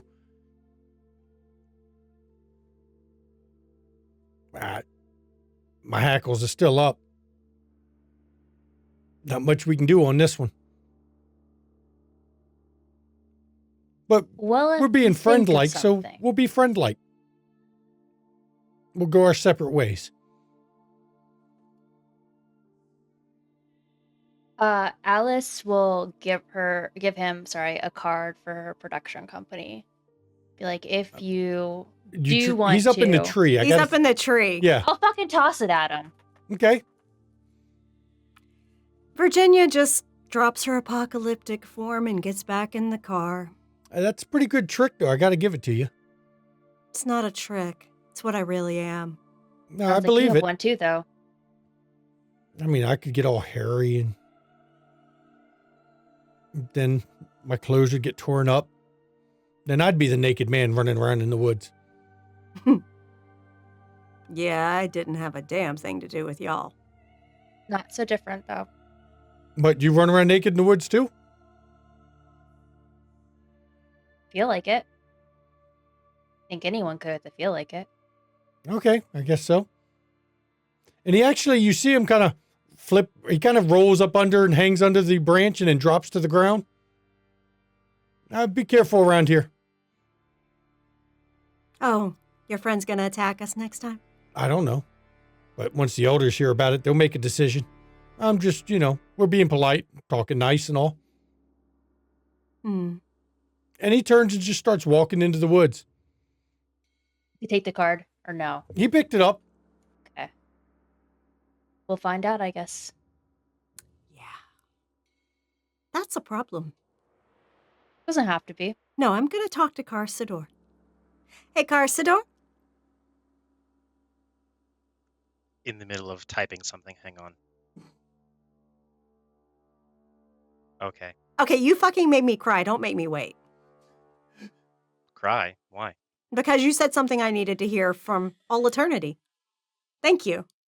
And needing to hear something results in tears? I thought tears were supposed to be for sadness. No, not always. Not always. Fucking impossible emotions. What do you need? Why is it that the Earth made infection-fighting creatures? Beg pardon? Yeah, that thing that caused Alice's wreck isn't something we made. I want to join this call. Nibos? Thank you. Apparently, there's an Earth spirit that created, according to lore, werewolves. Storyteller. My legacy ain't great, but can I check? Go ahead and roll if you want. I'm not checking, like, did someone make fucking werewolves? No, I don't care about that. I'm more just wondering, could the Earth have make a spirit? werewolves? I mean, y'all are putting spirit in fucking knives and shit. Did y'all put ahead. a spirit in the Earth? Go ahead. That's the part I'm checking. Like, what the Hell, fuck? Erzeth and Nabas can also roll legacy for things, for just in general. What's my other attribute for this? It's Intelligence, going to be wits? intelligence or perception. I let you use either one, or even wits. It's going to be a mental. All right, I'll do wits. And you know what? I think intuition will apply here, at least from my argument. It's either perception, intelligence, and wits plus legacy. I got 4 wits, 10s legacy. and 3 9s, so I got 7. Wow, that's pretty impressive, actually. Holy shit. Wow, that's a lot of successes. I couldn't believe it. Guess what? Guess who else got 7 successes on 7 dice? Wow. And I got one 0, of so I those know was a nothing. 10.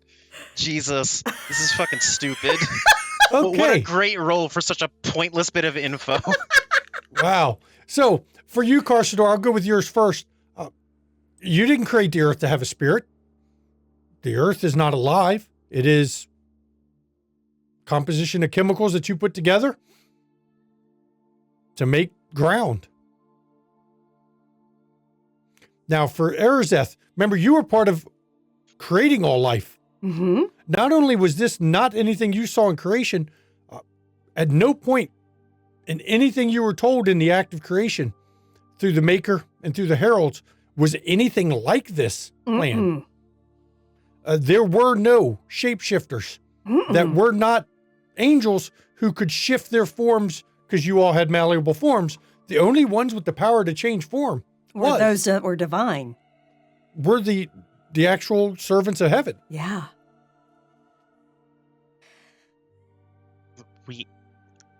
We did not construct Earth to be living. It simply is. There's no spirit attached. Yeah, well, I'm going to tell you right now, that fucker can shapeshift, and so can all his fucking people. And they can literally shift from like human to various forms of wolf, and even he claimed a werewolf like what you see in the movies. There's obviously a lot of stuff that like we don't know all the details about. Maybe their mythology got wrong somewhere along the way, and it's not based on some earth spirit. I'm going to tell you right now, the only things that could change their form was us and God himself. I know. I constructed the living beings on this earth. There are things that we weren't aware of, like the leeches, the vampires, as they called them. Oh, that's an infection. Right. What I'm saying is there's more to it than what was here when we got here. Or when we were originally here. May I offer an alternative hypothetical third? Sure. I will not begrudge that we built something exceptional. We never got to perfect it. Everything felt like it could be tweaked just a little. But the final product, I can very easily believe, that the potential for the Earth to gain a spirit, not impossible. I'd need to do more research, meet some of these werewolves, learn their history. And I would assume, judging by folklore and movies, that there's some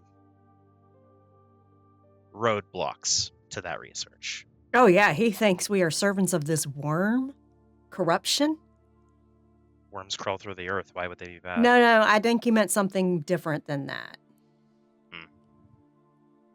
How could a spirit possess the earth? Like, this might be like Druliriel's like cup of tea, but like I don't understand. And now Druliriel's in the conversation. And now Druliriel's there. All you heard was her name mentioned, Druliriel, and now you're in. And aren't you just like crashing on your couch? How can the earth take on a spirit? So Druliriel wakes up from a start because she is napping. Literally, you hear Arizeth asking this question. Sorry, should I bring you coffee first? No, it's all right. I'm good. What? Sorry, repeat. What? How can the earth take on a spirit? Storyteller, would Druliriel have any idea at all? Well, no, that only things that had spirits were things that were living. Yeah. And as far as you know, no Slayer ever said the earth was living. You didn't sense there was anything to escort into the afterworld. Could it be possessed? Even if it didn't have its own spirit? I guess, like, what spirit will be powerful enough to possess the earth? Oh. One of us? What if it was humanity that did this? The earth is a giant earthbound? It's literally the earthbound. Oh, fuck! That explains everything. You hear Carsador actually trying to suppress giggles a little bit, but they're on the verge of being like manic obsessive giggles. Oh no, Arizeth has gone full fucking lunatic at this point. She's just like, oh fucking hell. It's a decent theory, except I don't think Earthbound can create. So if it is an Earthbound, that is then yeah. Well, if it's an Earthbound, we all created at one point. What if it's just been here long enough to learn how to create again? May I offer another hypothetical into the pool? I think Nibos will especially appreciate this, as we seem to both have researchers' minds. Where do we get our faith? From people who all inherently have at least a small spark of it. Yes. Which means a spark of creation, a spark of God. What if humanity believed something so strongly it became such? There's too many hypotheticals, but this warrants more research. Y'all are making my head explode. I don't think that people believe in the earth enough for it to happen. We've seen how they treat it. Like, I don't know if they... We've seen how they treat it now. Now. We don't know the past. At least I don't think I do. Yeah. That'd be a lot of faith. Maybe a lot of faith to essentially create an angel. There's a lot of humans. Or a god. Yeah, the only thing that's ever created an angel was God. No. I'm saying if the humans had enough faith, they created a god. They did it. I am going to need to speak to the man who gave me this tin can ring. This warrants more research. Yeah. What is this world? Well, we'll see if he has to contact his elders, whatever that means. And we'll see if he reaches back out. I think it could be a very mutually beneficial arrangement. What to understand what happened. What did this werewolf say to you exactly? Virginia pulls over. Nebos, you're gonna have to drive. Are you sure you want that? Yeah, I don't think any werewolves are gonna jump out in front of my car to make you wreck. How fast does it go? No. If I recall, hers is a My house van is of some paid off, sort. my car is not. No. Also, vans constructed that way are not known for their speed.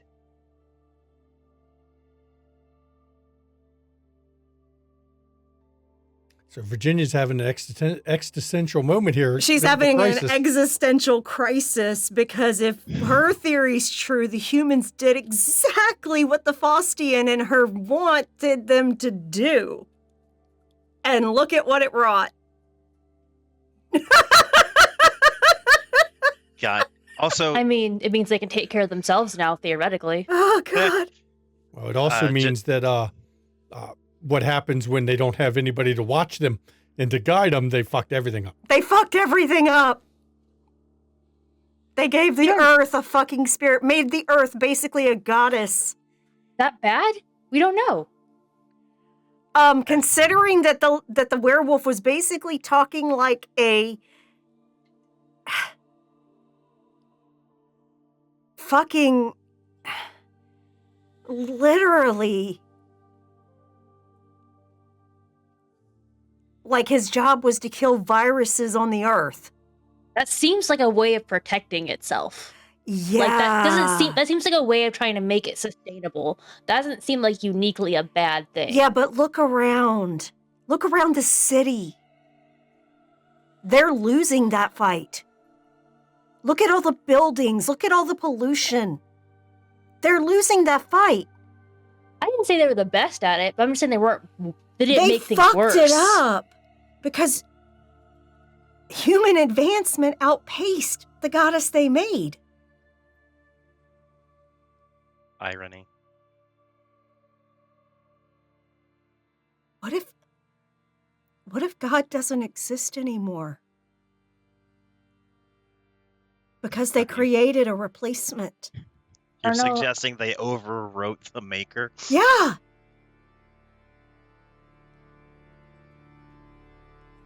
We're not going to have an answer to this right now. No. We And should just keep I told y'all were breaking my brain, and now all this stuff is coming up, and I'm just like, fuck. Forgive me, I need to finish this article, otherwise Druliriel and I are going to have a bitch of a time going to the errand I need to run. Thank you, Druliriel. Sorry to interrupt you. Enjoy your nap.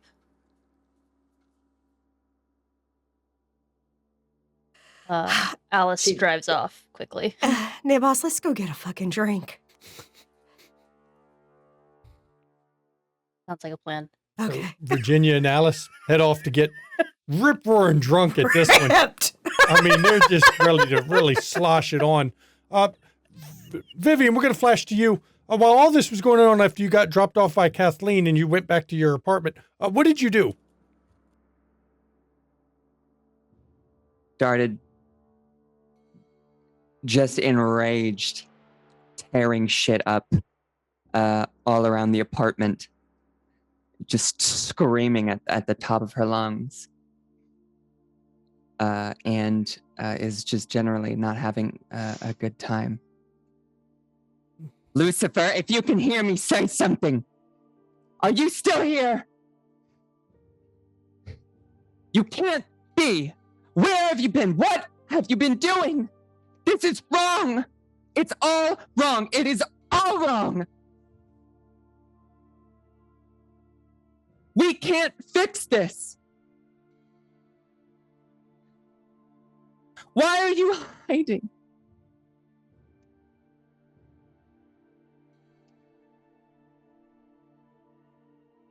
Why weren't you with us? Why couldn't you have helped us? Why couldn't you have saved us?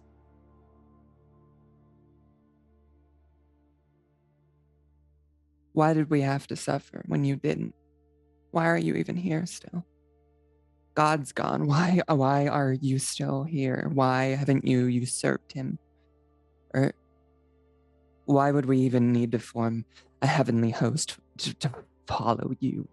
You abandoned us. You lied to us. You led us to the death of everything. Please just talk to me. If you're here, you bastard!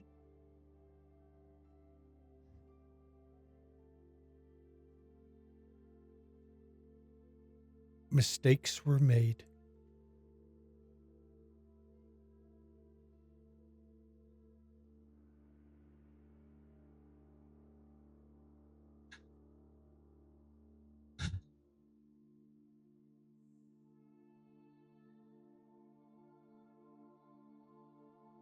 Yeah. Yeah, they were. Can we even fix this anymore? Can we even fix this? And you're met with silence. But just for that brief moment, you did feel the glory that once was.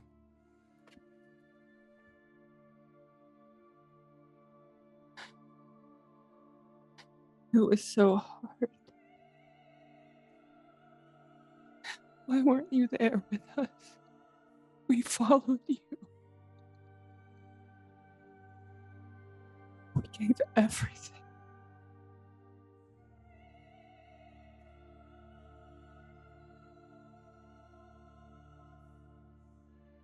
We gave everything for you.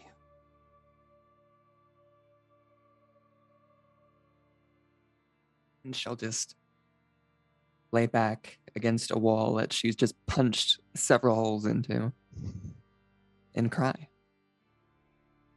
And now we flash to Kathleen. Kathleen, what did you do after dropping off Vivian? She started driving away. She just says the name Rivka. She's Hey, what's up, Kathleen? How you doing? I'm kind of alone. They got me getting some trash and shit out of the park today. which park are you at? I gotta drop by and give you something. So I'm on the one right by Chinatown. okay. Just hang out there. If you get done, I'll be there as fast as I can. Okay. And it's not long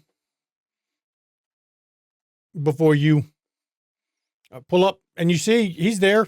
He's got a little the pokey pole. I don't even know what you call it, as he's stabbing up trash and putting it into a bag as he's cleaning up.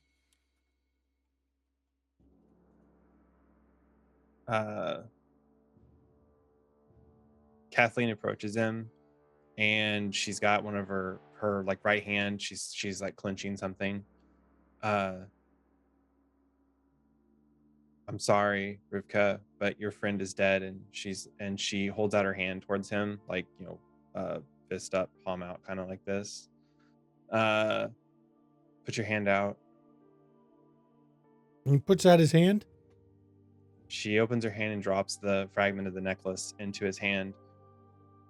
It's not much, but it's maybe a way of remembering him, though. Remember him for who he was and the good he stood for, not who he became. What happened?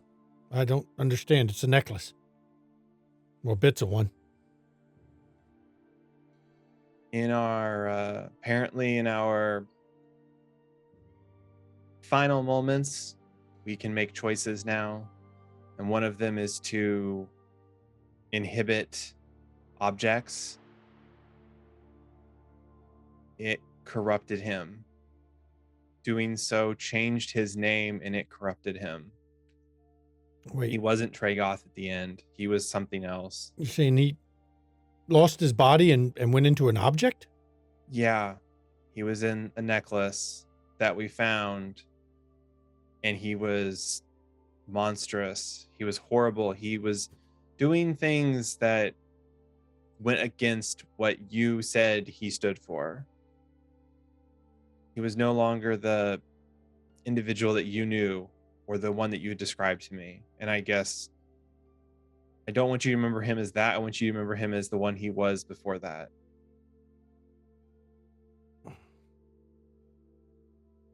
I mean, I remember. I still remember. I still get it in the back what it's like. What we were like in the prison. The hate. The pain. Nothingness. Fed on itself. Trapped away like that. It just grew. Well, you spared him from that. I hope so. I don't know what I did or what we did, but hopefully it was something good. And I mean, as relative as good is, it's just, I had to warn you. If you, I don't wish any of us to go back to that place, but if something happens to you, don't flee to an object, even if it seems easy or it's your only choice. There's always a chance you can come back here from there, but going to, I don't know, he was so angry and twisted and just grotesque. I don't want you to have to go through that either. That sounds horrifying. I mean, what kind of choice is that? Choice of the pain, the nothingness, the prison, or monstrous here? Yeah, I agree. It is a shitty choice, but like I said, we made it out once. There's always a chance we could make it out again. And if you care about the planet or the people or anything here, taking the choice of being a monster is not going to get you that. So we don't deserve this. I know we went against his wishes. I know we ignored his edict. Haven't we suffered fucking enough? Why do we have to keep going through this?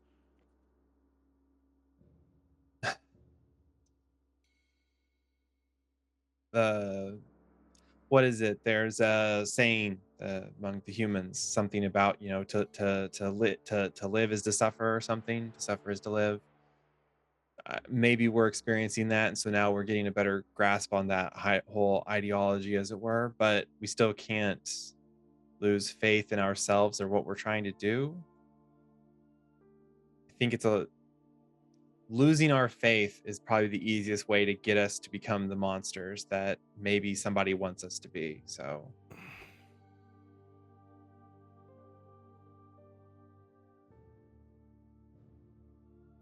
sometimes I wonder, would it be just better if it was all destroyed? I don't know about that. And be an end to the pain, be end to the suffering, not just for us, for our brethren, but for everyone. I wonder sometimes. Question. Yes, but if everything quote unquote ends, that doesn't guarantee that everything ends on the other side of things. So all we're doing is guaranteeing that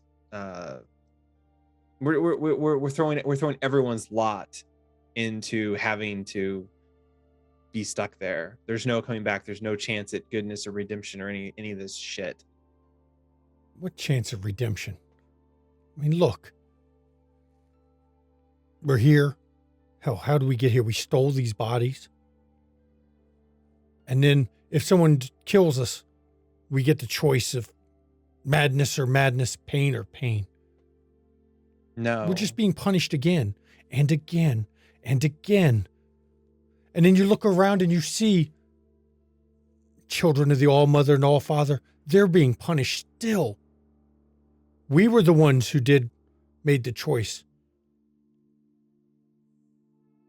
They were innocent. Sure, they were given a choice whether to forget it all. They were innocent of it all. And they still suffer. It's not right. Shouldn't have happened. And it makes me wonder. Wow.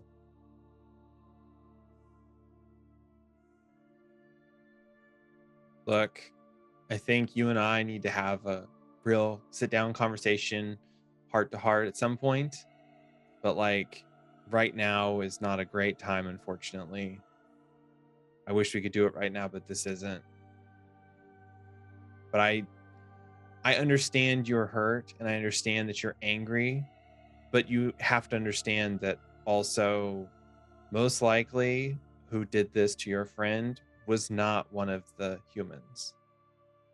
There is another creature like what your friend had become that is more powerful and has been pulling the strings of who knows what in this city. And if I had to bet money, I would bet that they are probably the one that helped turn your friend into the monster that he became. And if that's the case, don't play into their games. Don't play into their hand. Don't give up hope yet. That's what I'm saying. Yeah. If you're going to give up hope, then come talk to me, but don't do it today. It was the Maker who made them like that. It was the Maker. Had he undone us all when we fell, had he done like those who had went to see him, I remember that we sent some to find his will and he unmade them. Had we chosen when Michael stood before us to be unmade as our punishment, none of this would have happened. The all mothers and all fathers' children would have gone the right path.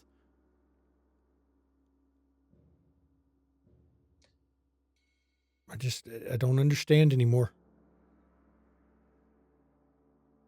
Well, some things are not for us to understand, but we can find some approximation of understanding. Like I said, don't give up just yet. We're still fighting. We're still going. It's just like I told my friend, one foot in front of the other, one day after the other. But why? And the next one. Why? Why are we fighting? Why? We don't change anything. Everything we've touched, we've made worse. Why? I don't think that's true. Look around. You could touch this park and make it instantly better. For what end? Because for every shitty human, there is still a human out there who appreciates those nice things, the things that subjective. There's a subjectiveness to all existence, and right now you are hurt, and I understand that because it was not fun having to do what we did, but what we did was for you. It was for all of the humans in the city. It was for everybody. I'm not hurt. I'm fucking angry. Then if you're angry, you're allowed to be angry right now, but you don't get to be allowed to take it out on the humans. I'm not. I just question. Like I said, I understand wondering why, but like, just think on it. Like I said, we can talk about this more later. We can figure out a path forward. If you truly are fed up and you don't want to do this anymore, please come talk to me. I can do that. But thanks for giving me the news. Yeah. I know you guys had planned on doing a big thing, and I thought, well, now you can make a memorial for him in your own way. Because like I said, he told me his name, but it wasn't important because I don't even remember it. Because all I knew was that Tragoth was gone. And I didn't want to remember him as he was. I wanted him to remember as he was in those moments, as he was from what you described. So please keep that in your head. So I'll try. While you're here, friendly little heads up. I found one of our pocket dimensions. Set up during the war down there in Chinatown, but something's taken up residence in it. Avoid it. Okay. Thanks for the heads up. I will let my friends know. Yeah. Whatever's taking it up residence in there's got 2 of us already, and I just don't think it's a good idea to go fuck around in it. You know how some of those pocket places we set up during the war was. Some of them are pretty crazy defended, so. Understood. No, thanks for the talk. I'll try to hold on to hope. Yeah. Like I said, you can always contact me. And if you need to, you can come and see me in person. We can talk. So Yeah, let me get back to work before the boss starts wondering why I'm not stabbing things. just, yeah. All this creation we made, and look how mundane it gets. I'm just here stabbing garbage. That people took a little bit of damn effort. They could have just thrown it away rather than leave it for somebody else. Yeah. People are lazy, but sometimes we have to do what we have to do. And sometimes that means picking up garbage. Yeah. Ain't that a metaphor for a whole lot, isn't it? Yeah, it is. Look, you have a good rest of your day. Yeah. I'll talk to you again soon. I'll see you around, Trimdesiel. I'll see you around. And he turns and starts going back to doing what he's doing. Mars, after you went to, got woke up, did you manage to go back to sleep? Probably not. Probably just puttered around, did some writing kind of stuff, waiting for Clark to get in touch. Clark, do you get in touch? Do you have it in you after that conversation of the brain that made people's heads explode? No, yeah. Now Clark's excited about doing things because it means that around any corner he could meet a werewolf. He's excited about that. That's interesting. That's weird. That's new. That's not something he made. Clark's not right. Got it. Yeah, Clark's like, you just learned that now. Come on. He's of the earth. Of course he's going to be a fucking eccentric weirdo. So Clark, you contact Michelle and I turn it over to you. At exactly 10 p.m., he walks up to her door and knocks.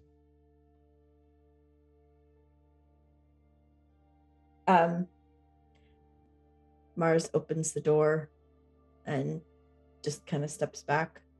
Are we headed out right now, or do you want a drink? Coffee, tea? Ooh. This body does have a bit of a caffeine dependence. Coffee. I have instant and drip. Instant. Okay. Help yourself. It's all Clark ever knew how to make for coffee anyways. So you get a cup of the instant. Ugh. Downs it just as fast as he makes it, too. And you all are heading out. Have you told her where you're going yet? I said an antique shop. And am giving her directions from the address that I got. As you pull up out front, Michelle, you are in front of a building that says Benway's Antiques and Collectibles. And it's odd because it's open at 10 p.m. at night. A bit of an odd hour to be open, but... Apparently, it's open almost 24/7. Huh. Interesting. Wonder if they have any guitars. Maybe something classic. An old Fender, perhaps, or something. And I'll walk up and hold the door open for her. And as you come inside, it is an antique store. It seems to have a lot of books in it, but it's got a collection of other things, jewelry boxes, jewelry. It's not quite a pawn shop. Definitely everything in it is older than that. Collections of lighters, knives.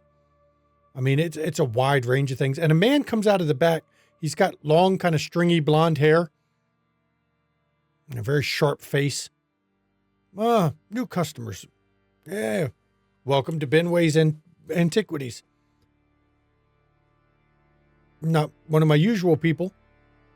My sister told me about this place. I'm coming to check it out. Please give me a perception awareness. Sweet. Since you're in a room alone with him. In a crowd, you wouldn't get to roll automatically, but you're in a room alone with one person. There's nobody else nearby to mess with it. Where were these rolls last session, Dice? What the fuck? Sorry, am I rolling too? Yeah, you can roll too. Go ahead. That'll be 4 successes. 4 successes? My friends were getting the crap beat out of them by a weird, thorny penis monster, and I'm botching all over the fucking place, and now I'm the greatest dice roller ever. I'm not salty at all. Quit breaking the storyteller. 5? 5? Ooh, even more than me. Nice. You remember the War of Atrocity. You remember the first murder. Oh. And you feel the curse of Cain emanating from this thing. Even though he's a man, you feel that sickness that washed over you when the first murder happened. You feel it radiating off him. Did I say something wrong? I'll actually turn and look at Drillerial. How do you want to approach this?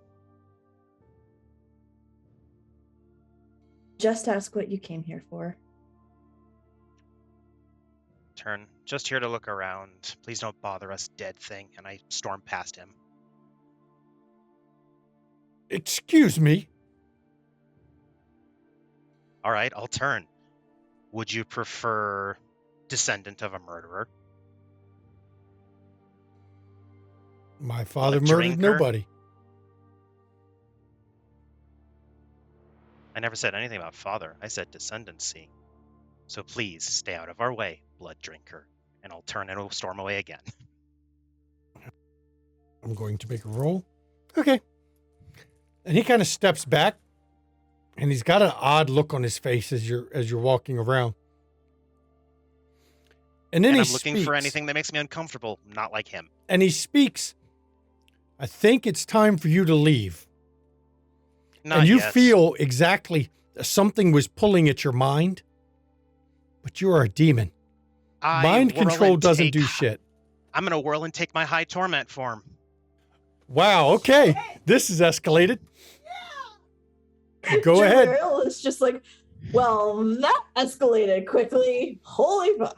You are going to roll. Shit. I was tasked with building things to break these fucking monsters. I'm not going to appreciate them existing here. You are going to roll your current faith pool against a difficulty 6 or difficulty of 7 to shift into your apocalyptic form.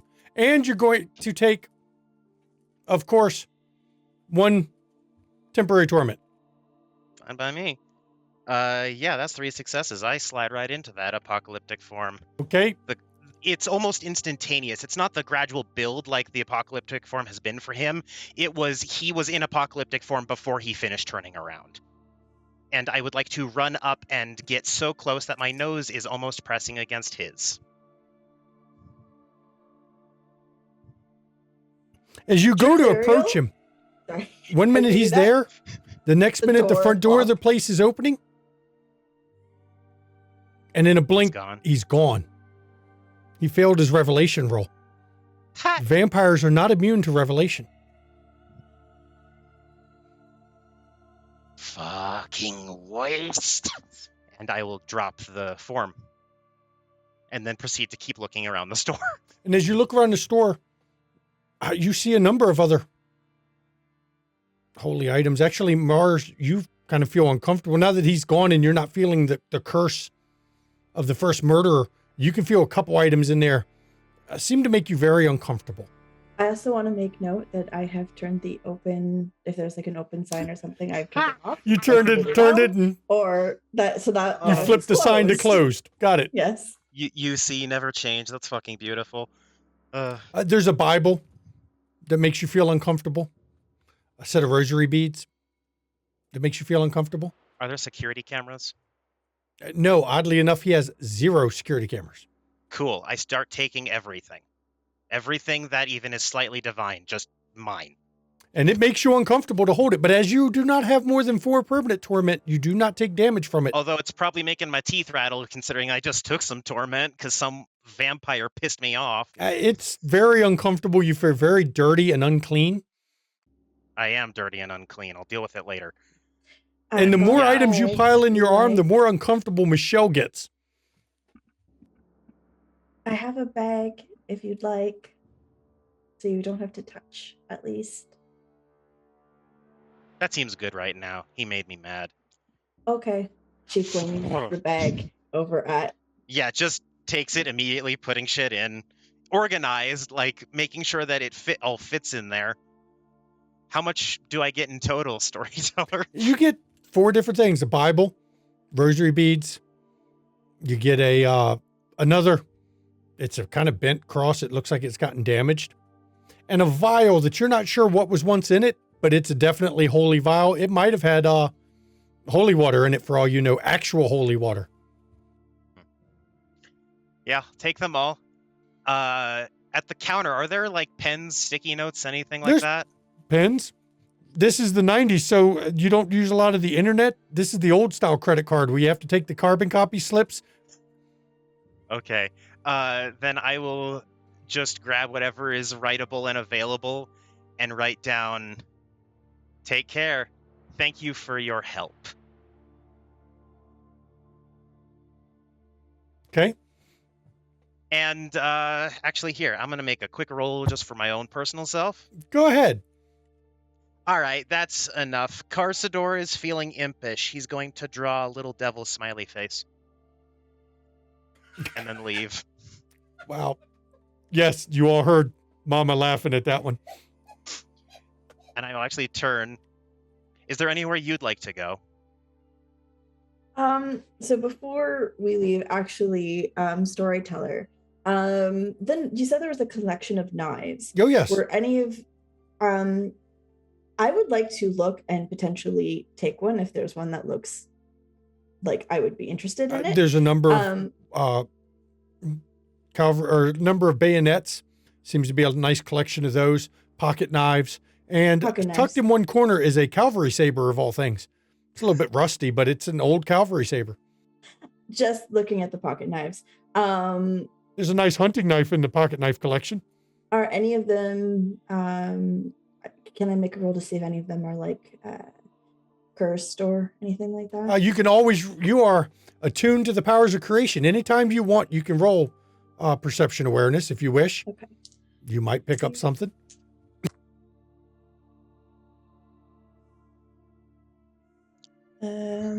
One, two, three, 4 successes.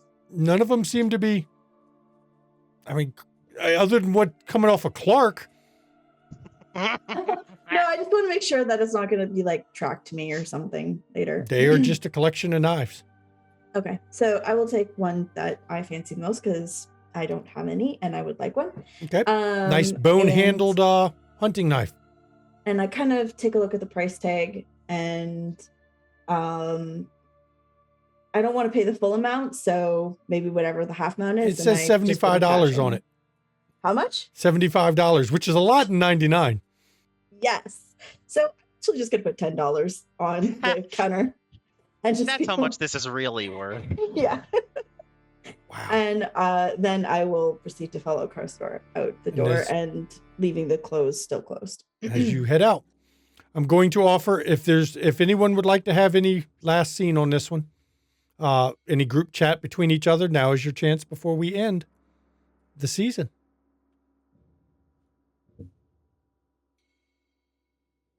And don't ask about Barbie. I'm going to bring that up in a minute. That's okay. I'll actually set up a conference call.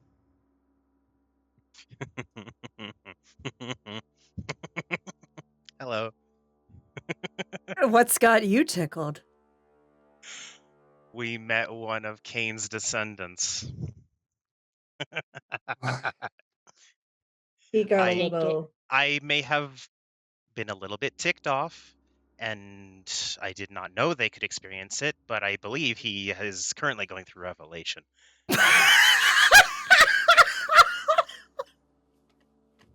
It was very amusing.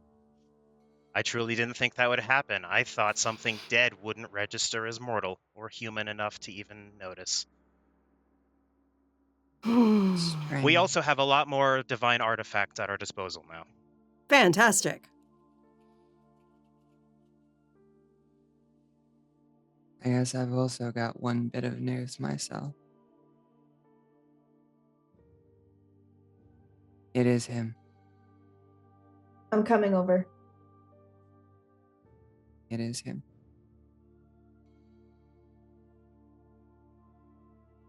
I'm on my way.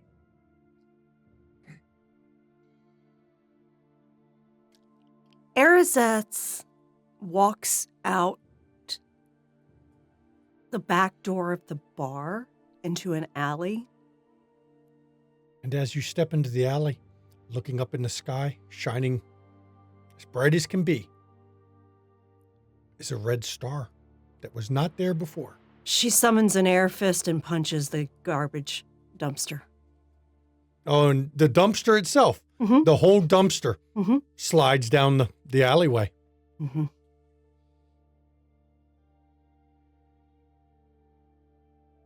Yeah, there's a red star up in the sky. Take a look up. I'm showing above everybody. And a place there was no star. It's a very bright red star.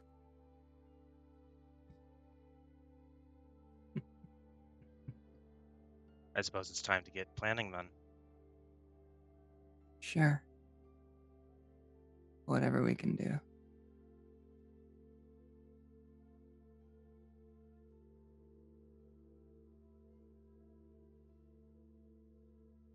And as you all settle in, knowing the end of times is coming, that is just one of the main portents of a prophecy told long, long ago. And realizing for Arizeth, the one she hates is walking this earth still. And everybody learning there are new mysteries that you all don't know. This is how we end season 1 of Demon: The Road to Hell. And before we go into the player vote and everything, I'm going to announce right now, everybody, guess what? The Demon giveaway has just started. Please enter !Demon to enter to get you a hardcover book. You have 5 minutes. It closes automatically. So you might want to hit it now, and it'll tell you if you're in the giveaway. You've got 5 minutes. And now this time I've seen the time so I can watch it. But let's see who's going to go first for, well, who learned anything? Let's see. We're going to go, damn. Arizeth, you're first. All right. Yeah. I learned that there's some fucking shit on this earth that should not be, period. And it kind of broke Arizeth's mind. But not enough that she doesn't hate Lucifer still. Look, some things are harder to get over than a quick revelation of new things. Yeah. That's valid. Clark, what did you learn? From a similar realization but different perspective, there's things on this earth that we're not responsible for making. That means new things to learn about. So Clark's excited because he's now aware that there's new things to learn. That's very cryptic. 4 minutes left on the giveaway. Enter !Demon to enter. Michelle, your turn. What did you learn?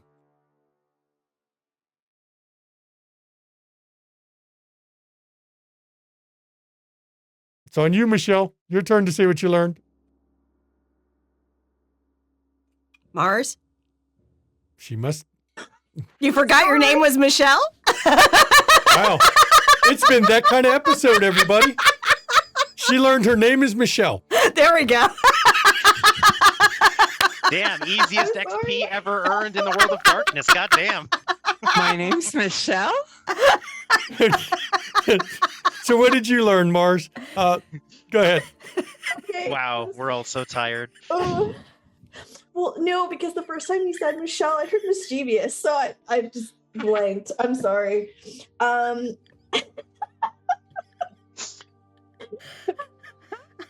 fuck, I'm overheating from that laughter. Jesus.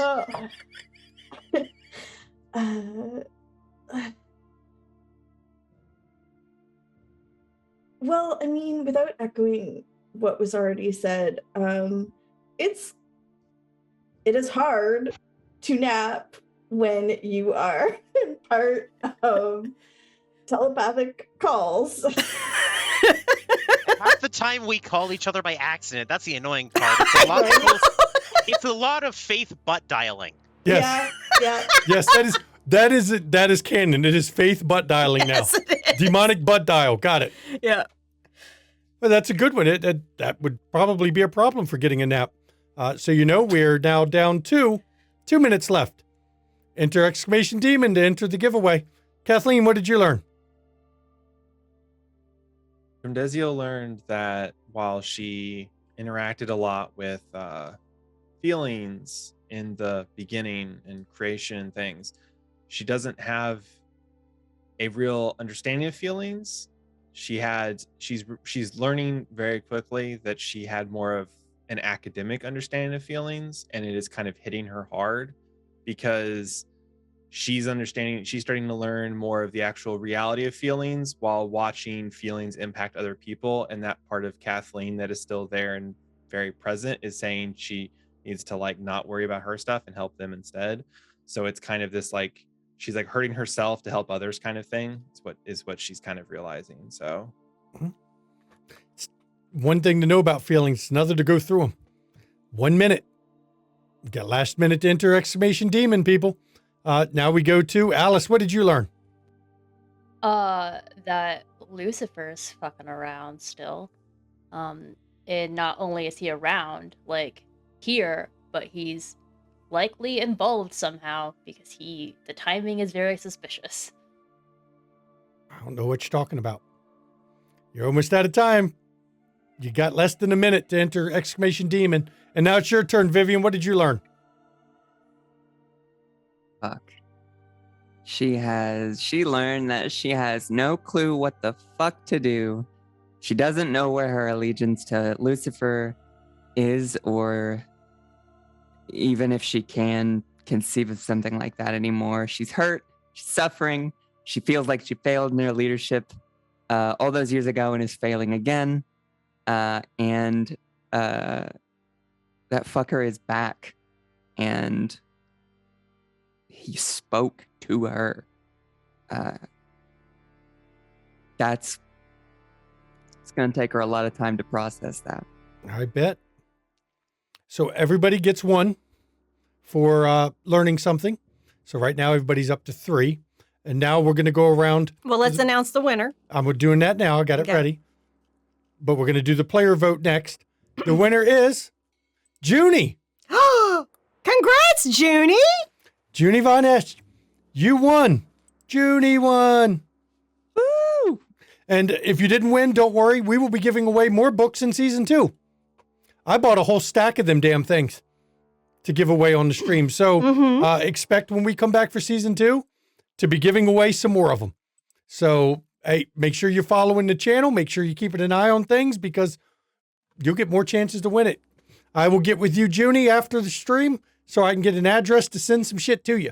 Yeah. And you'll have to tell us whether you want us to sign your book. Yeah, if you want, Mama McStabber and Shanky to sign your book. Or if you just want Mama, go ahead. You can just get Mama's signature on it. You know I'm your ride or die. So now we're going to do the player vote. And before everybody disappears, I know a lot of people disappear at the end here. So next Tuesday, we will be back here for the live cast Q&A. It is your chance to ask the players. All kinds of questions. All kinds of questions. Ask the storyteller and find out what everyone felt to everything. Mm-hmm. That will be next week at 8 p.m. before we officially close this full season. So now, Synthrazio, player vote. It's got to go to everyone. Everyone had wonderful fucking moments this episode. We learned a ton. We learned about not only vamps, we learned about werewolves, we learned about Lucifer. We all had our own experiences. Carsador really doesn't like the offspring of Cain. He made a dagger to kill him. Yeah. Arazeth was really good. I like the grinding the teeth in the conference call. That is fucking amazing. Nabas, I like that you were alone and isolated and you gave literally fucking Lucifer a hug. That's amazing to me. That's incredible. Big cojones right there, I gotta say. Yeah, it took some gumption, I'll tell you that. Trimdeziel, I really liked our scenes together. And I thought that they were very appropriate.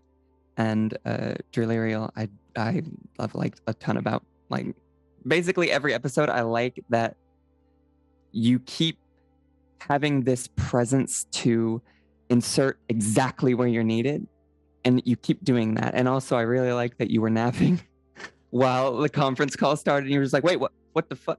What?" That is very funny to me. So yeah, it was just that was a good pickup. It's great on an accidental names drop. That was great. I love our cast. Yep. Yeah. And now we go to Alice Nabas. Nabas, your player vote. Everyone as well. I mean, it was overall just a solid season finale. Like, everyone all contributed to like this massive knowledge drop that is just this end of season. Like, everyone gained so much information, had so many conversations, and not only did we gain information about like the world outside of us, but also like on the characters as a whole. Like, Synthazriel was like, it really showed how impacted she has been by this whole thing, reaching out to Lucifer of all people, and then just seeing the reaction. I don't think she meant to reach out. I think she was cursing him, and he just happened to answer. Yeah, I have to say yes and no. So I think that she used the name intentionally. She did, yeah. She was basically calling him out and trying to like just wring an explanation out of the motherfucker. Yeah. So like, and then Arazeth with like the response in the car ride, and also just like punching the trash can at the end, which is like utter anger. And then Karstor and Drillerial with like the entire Binway scene just like showed so much about each of their personalities. And then from Deziel, when she was talking at the end with I forget who she was talking to, but just about how she was helping him process like what had happened to everything and what had been going on. Like, continues to show her humanity and just like how she processes emotion. So I thought like we did learn a lot like outside of it, obviously, with like vampires, Lucifer, and Lupine. Oh my. But yeah. It was a hell of a aftermath, wasn't it? It was. Trimdeziel. I'm going to vote for everybody. Sorry, I'm not going into the massive descriptors, only since we've basically probably going to say the same thing everyone's already said. So yeah, just know that it's everybody. Also, it's season finale, so why the fuck would I not vote for everybody? That's you're right. Drillerial, hey, I said your name right 4 times this season. Yay. Yay. Everybody, duh. Okay. Everybody was awesome. Carsador.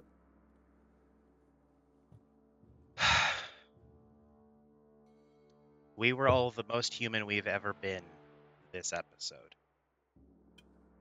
Each of us showing a different side of what humanity is. Synthrazil, it's grief. Arazeth, it's fury. Carsador, it's more what happens when a single-minded thing is focused on too much. I think Nibos has some nice redemption going on right now. Trimdeziel is a caring sort of entity in this. And Drillerial, shocker, was pretty chill and peaceful this whole time. As deaths probably should be, honestly. As most of the Slayers were. Yep. And so it absolutely is to everyone. There's no other like way to split that vote. Yep. And Arazeth, your player vote. Well, first I'm going to compliment Maddox there on that description, because yeah, we are all basically embodying through our role play of our characters the personification of the elements our houses are tied to. Truly. Water is a part of every thing. So it feels everything. You know, air can be a gentle breeze. It can be nurturing. It can be soft. But then you get tornadoes and fucking hurricanes and winds that are just fury. So yeah, no, I love it. I love that description. That's perfect. So my player XP is going to go to everybody because everybody nailed it tonight. Everybody fucking nailed it. Everybody did things unexpected. Everybody turned scenes on their fucking heads. Everybody delivered feels. Everybody did brilliant. So everybody gets 4 XP, and it's the season finale. So the total for this episode for everybody is 6 XP. 1 for completing the story, 1 for completing the chapter. So 6 XP for everybody. And my own personal comments, I loved watching the Fallen experience something that they'd never seen planned and try to work through what the philosophical implications of all of it is. I loved watching Synthraziel, just the anger at the betrayal she felt from Lucifer. Because that's really what I think it boils down to is Synthraziel feels the Morningstar, first of her house, betrayed them all. Carsador has that hidden bit of fury in him because though the earth is genuinely calm, it's prone to rapid movements that, you know, when an earthquake comes, it comes.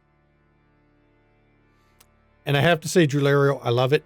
You are one of the slayers that helped shepherd everybody in. But at the same time, you show that they're not all just bland personality. You are, you know, uniquely a combination of both. And Trimdesio, I loved you watching and trying to talk a friend out of becoming a Ravener. Because he's hit a crisis of his own faith. That was brilliant. And promised to talk to him later, so it wasn't just a, yeah, you'll be fine, and then leave it alone. You're going back, which is awesome. You're going to try to prevent him from Raveners going down the wrong path. So everyone deserves the 6 from this episode. And now, of course, please join us on the Discord. I hope all the viewers out there enjoyed this. I hope I'll see you next week, even without the giveaway, so that you can come and ask your questions of me, the storyteller, and the players, because I'll have you know, all of us here, this is the first time we've played Demon. First time I've run it, first time as players. And it was a brand new system with brand new characters. And I have to say, I love how each of the players has turned out. So, and come watch during the Q&A, because there will be a couple of revelations during the Q&A. We will announce the Season 2 cast. We will announce when the Season 2 is returning. And we will also announce when the one-shot is between seasons. And that leads to the Discord part, because if you join us on our Discord, there will be a casting call going up at some point here soon with a very long open date, but a casting call to be part of the one-shot that's going to happen before Season 2 starts. And the one-shot, so you know, is going to show things from the other point of view. You are going to see the servants of the Earthbound who manipulated this group, what they were doing to encourage the manipulation and to guide them in the direction they wanted them to go. So be on the Discord for that. If you want to catch our back episodes, YouTube. And it's not just for this show. We have almost all the World of Darkness products. We have Bluebeard's Bride, Monster Hearts. You Will Destroy Something Beautiful, Paranoia, Dune, Zasser Kala. We've got so much content. We just spit out content. Over the Garden Wall. Don't forget that one. And Kids on Bikes even. That one's called The Way Home. The Way Home. Thank you. I forget the name of the actual one you were playing or what the name of the stream was. But we've got so much content, and we've got everything but D&D and Call of Cthulhu pretty much. If you want to watch one of those, pop over to Ishville. Tiss saves them on her channel. You can get your D&D and your Call of Cthulhu in. If you want to catch some amazing content creators, check out our friends. Go speak to Nabas, Mischievous Red, Trimdesio, who is the Ivy Raven with all caps. That's just the way I say it. And even the winner of tonight's Demon Hardcover is in the friends list. Junie Von Esch is over on the RPG table. So check out our friends and go look at their great content. You want to get some studio merch? We've got studio merch. Check out our merch page. And eventually I'll get some time to actually to design some demon merch. I just haven't had time yet. We've set such a pace. We haven't had time for anything but literally running content and then getting 5 minutes of downtime between content. So we'll get to it. If you want to support the players on the stream, so you know, bits and donations, they go to the players, not to the studio. It is a way for you, the viewer, to give something to the players. We don't require it. We never content lock anything behind a sub. We don't believe in locking our content behind paywalls. But if you want to give something to the players, bits and donations go to the players. If you want to support the studio itself, subscribe here on Twitch. Or, of course, you can pop over to our KoFi.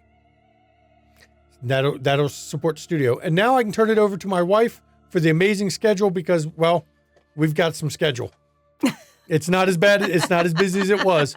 We're needing a break. Oh, my goodness. Yeah, we are needing a break. Hang on just a second while I pull that up. I had to give what's left of my bits to this cast because they did great tonight. While she's pulling it up again, I do thank the viewers and I do thank the players. It was a first system. I talked about running it for a while, and it finally came to be. All right. So thank you so much for joining us tonight for episode 10 of season 1 of Demon the Fallen, The Road to Hell. Swear, Ariz's mind got broken. Join us on Friday at 8 p.m. Eastern for the next session of Dune. Dune is running all the way through the end of August on Fridays at 8 p.m. So you want to catch this story. We're not so far in that you can't catch up with the videos on YouTube. So check that out and join us on Friday. This is taking place on Arrakis 300 years after the Butlerian Jihad. So we're talking almost 10,000 years before the birth and life of Paul Atreides. So this is way before that. This is actually the story of how House Galloway fell in the canon and how House Harkonnen took control of Arrakis and became a great house. Yeah. You want to tune in for that because we are all loyal. We're all working with House Galloway and we just went out into the fucking desert. Yeah, we ended up in a siege. So you want to join us. All the feels. All the feels. And Shanky there is in it with me. We're both players at Ravnos Archon's table with Junie Von Esch and Alexian Star. You want to join us for that because it's crazy. It's so good. And then on Saturday at 3 p.m. Eastern, London Esoteric Society is back with their 33rd episode. Tiss, our amazing GM from Britain. Dr. Tiss. Dr. Tiss, that's right, Dr. Tiss. She got her doctorate degree. Yes, Dr. Tiss is now running a campy, kind of loony, crazy stream set in Victorian London of Call of Cthulhu 7E. Her group of investigators, a very diverse international cast that plays investigators that end up basically trying to summon elder things. They read all the books when they should be burning all the books. They go insane. They burn their luck like it's freaking money burning a hole in their pocket. Yeah, it's kind of crazy, and you want to join it because it's fun. And then on Sunday, we have Windy City After Dark, Season 7, Episode 9 at 5 p.m. Eastern. We are almost to the season finale of Windy City After Dark. Season 7, Episode 9, we haven't recorded yet. We record that on Thursday. Y'all, there was some serious fucking revelations last session. And some serious feels and some serious emotional moments. Where we're going from here, it's going to be heavy, y'all. Heavy. So yeah, join us Sunday, 5 p.m. Eastern. And then we will be back here for the Demon Season 1 live cast chat on Tuesday at 8 p.m. Eastern. So we'll hope you'll join us to ask us some wonderful and scary scandalous questions. Yeah, make sure you ask Arizeth what she plans to do with Lucifer when she gets hold of him. Just ask her. I'm picturing intestines and jump rope. She's going to play Rochambeau with him. Rochambeau. Windy City's Rochambeau. Yeah, kick him in the nuts. Yep. And as always, when we end these streams, everybody, please take mental health seriously. Check in on family, check in on friends, check in on loved ones. Please check in on those around you because a lot of people are not okay and they just need a kind voice to reach out to them. And if you suffer from mental health issues, like many of us do, first of all, I want you to know there's nothing wrong with admitting that. There's nothing wrong with understanding you need help once in a while because it's okay to not be okay. There's nothing negative about it. And if you can't reach out to those around you, because many of us feel we can't, please look in chat right now. There's numbers you can call or text 24 hours a day, 7 days a week. And you can get somebody on the other end to either talk to you over the phone or on text to help be that lifeline you need and help you get the help you need. Because everybody, it's a tough time and everyone deserves to get a little help once in a while. So please do that. And now I can turn it over to my wife because she has her own things she is passionate about. Yeah. I, Mama McStabber, that's how you see me over there in Twitch chat, am a registered nurse. I am the nicest mean nurse you're ever going to meet because I will tell you things that you don't want to hear. But I do it because I care. I do it because I love what I do and I love taking care of people. But sometimes, truth's gotta hurt. Okay? Sometimes. And y'all need to get your COVID vaccines. Hospitals are overwhelmed again. Staff are burning out at alarming rates and leaving hospitals because this has been going on for almost 3 years. Please get your COVID vaccines. If not for yourself and not for your loved ones, do it because there may not be anybody to take care of you when you need it. There may not be a bed available when you need it. And you may not even need it for COVID. You may need it because you have a heart attack. You may need it because you have a stroke. So go get your shots, okay? Go get your shots. The more people that get their shots and get boosted, the less people will be in the hospital taking up beds with COVID.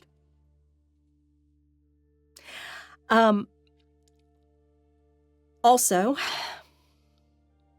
North Carolina is trying to legislate a bill that allows people to outright shoot people who've had abortions. Mm-hmm. Oh, yeah, that's a Republican thing in North Carolina. I've also heard that there are now some states that have banned abortion from fertilization because life begins at fertilization, where there will no longer be in vitro fertilization in those states either. Because what they do is they collect a bunch of eggs at one time, fertilize them, and then implant whichever seem the most viable to develop life. The rest they throw out, and that's considered abortion now in those states. So they can't provide IVF anymore. So even if you're trying to have a baby because you've had difficulties, or you've gotten a surrogate willing to take on your embryo for you because you can't carry to term, in those states, you won't be able to do that to even have your kid. So it's more than abortion, y'all. It's more than abortion. It is control. And it is hurting people all over the country. All over the country, not to mention people with lupus and rheumatoid arthritis can't get their medicines in certain states because, those medicines can be used for ectopic pregnancies. Yeah. So with all that, I'm going to say vote blue. Because having a uterus doesn't make me a second-class citizen. And we need to hold people accountable for the damage they are doing to other human beings. We do. Not only people with uteruses, but LGBTQIA folks, especially trans folks. Especially trans folks. And Indigenous women and children that go missing and get murdered on the regular. African Americans that literally their children are beat in the streets by white cops for no fucking reason. Or shot in the back because they're scared. Not armed, scared. Enough is enough, y'all. Enough is enough. Fucking vote blue. And then let's start holding everybody fucking accountable. And my own comment on that is West Virginia had a senator actually say the words, child support. We should not force people to pay child support because it encourages abortion. Yeah. So there's over $113 billion in unpaid child support in America right now. Right now. And West Virginia Republican said with his whole fucking chest, let's just not have people have to owe child support anymore. Yeah, because that encourages people to get an abortion so they won't have to pay child support. So you want to take away autonomy, you want to take away financial stability, you want to take away everything. Yeah. Healthcare too. So that we're completely dependent, so that we are poor, completely dependent, and at your mercy. Yep. That is not pro-life. No. It's not. No. That's some bullshit. It's some bullshit, y'all. Yep. And fuck Putin. He's not out of Ukraine. Fuck Putin. We're still going there. Yeah, fuck Putin. And as I always say, NATO needs to send troops into Russia. I'm just saying. Yeah, well, we'll see if they ever do that. NATO's not been the most effective. I know. And as I always say to people, here lately at least, please everybody be a Mr. Rogers. Please be a good neighbor. Do not be a Satine Phoenix or Jameson Stone. We do not need abusers in the TTRPG space. We do not need the narcissists. We do not need people who are sociopathic.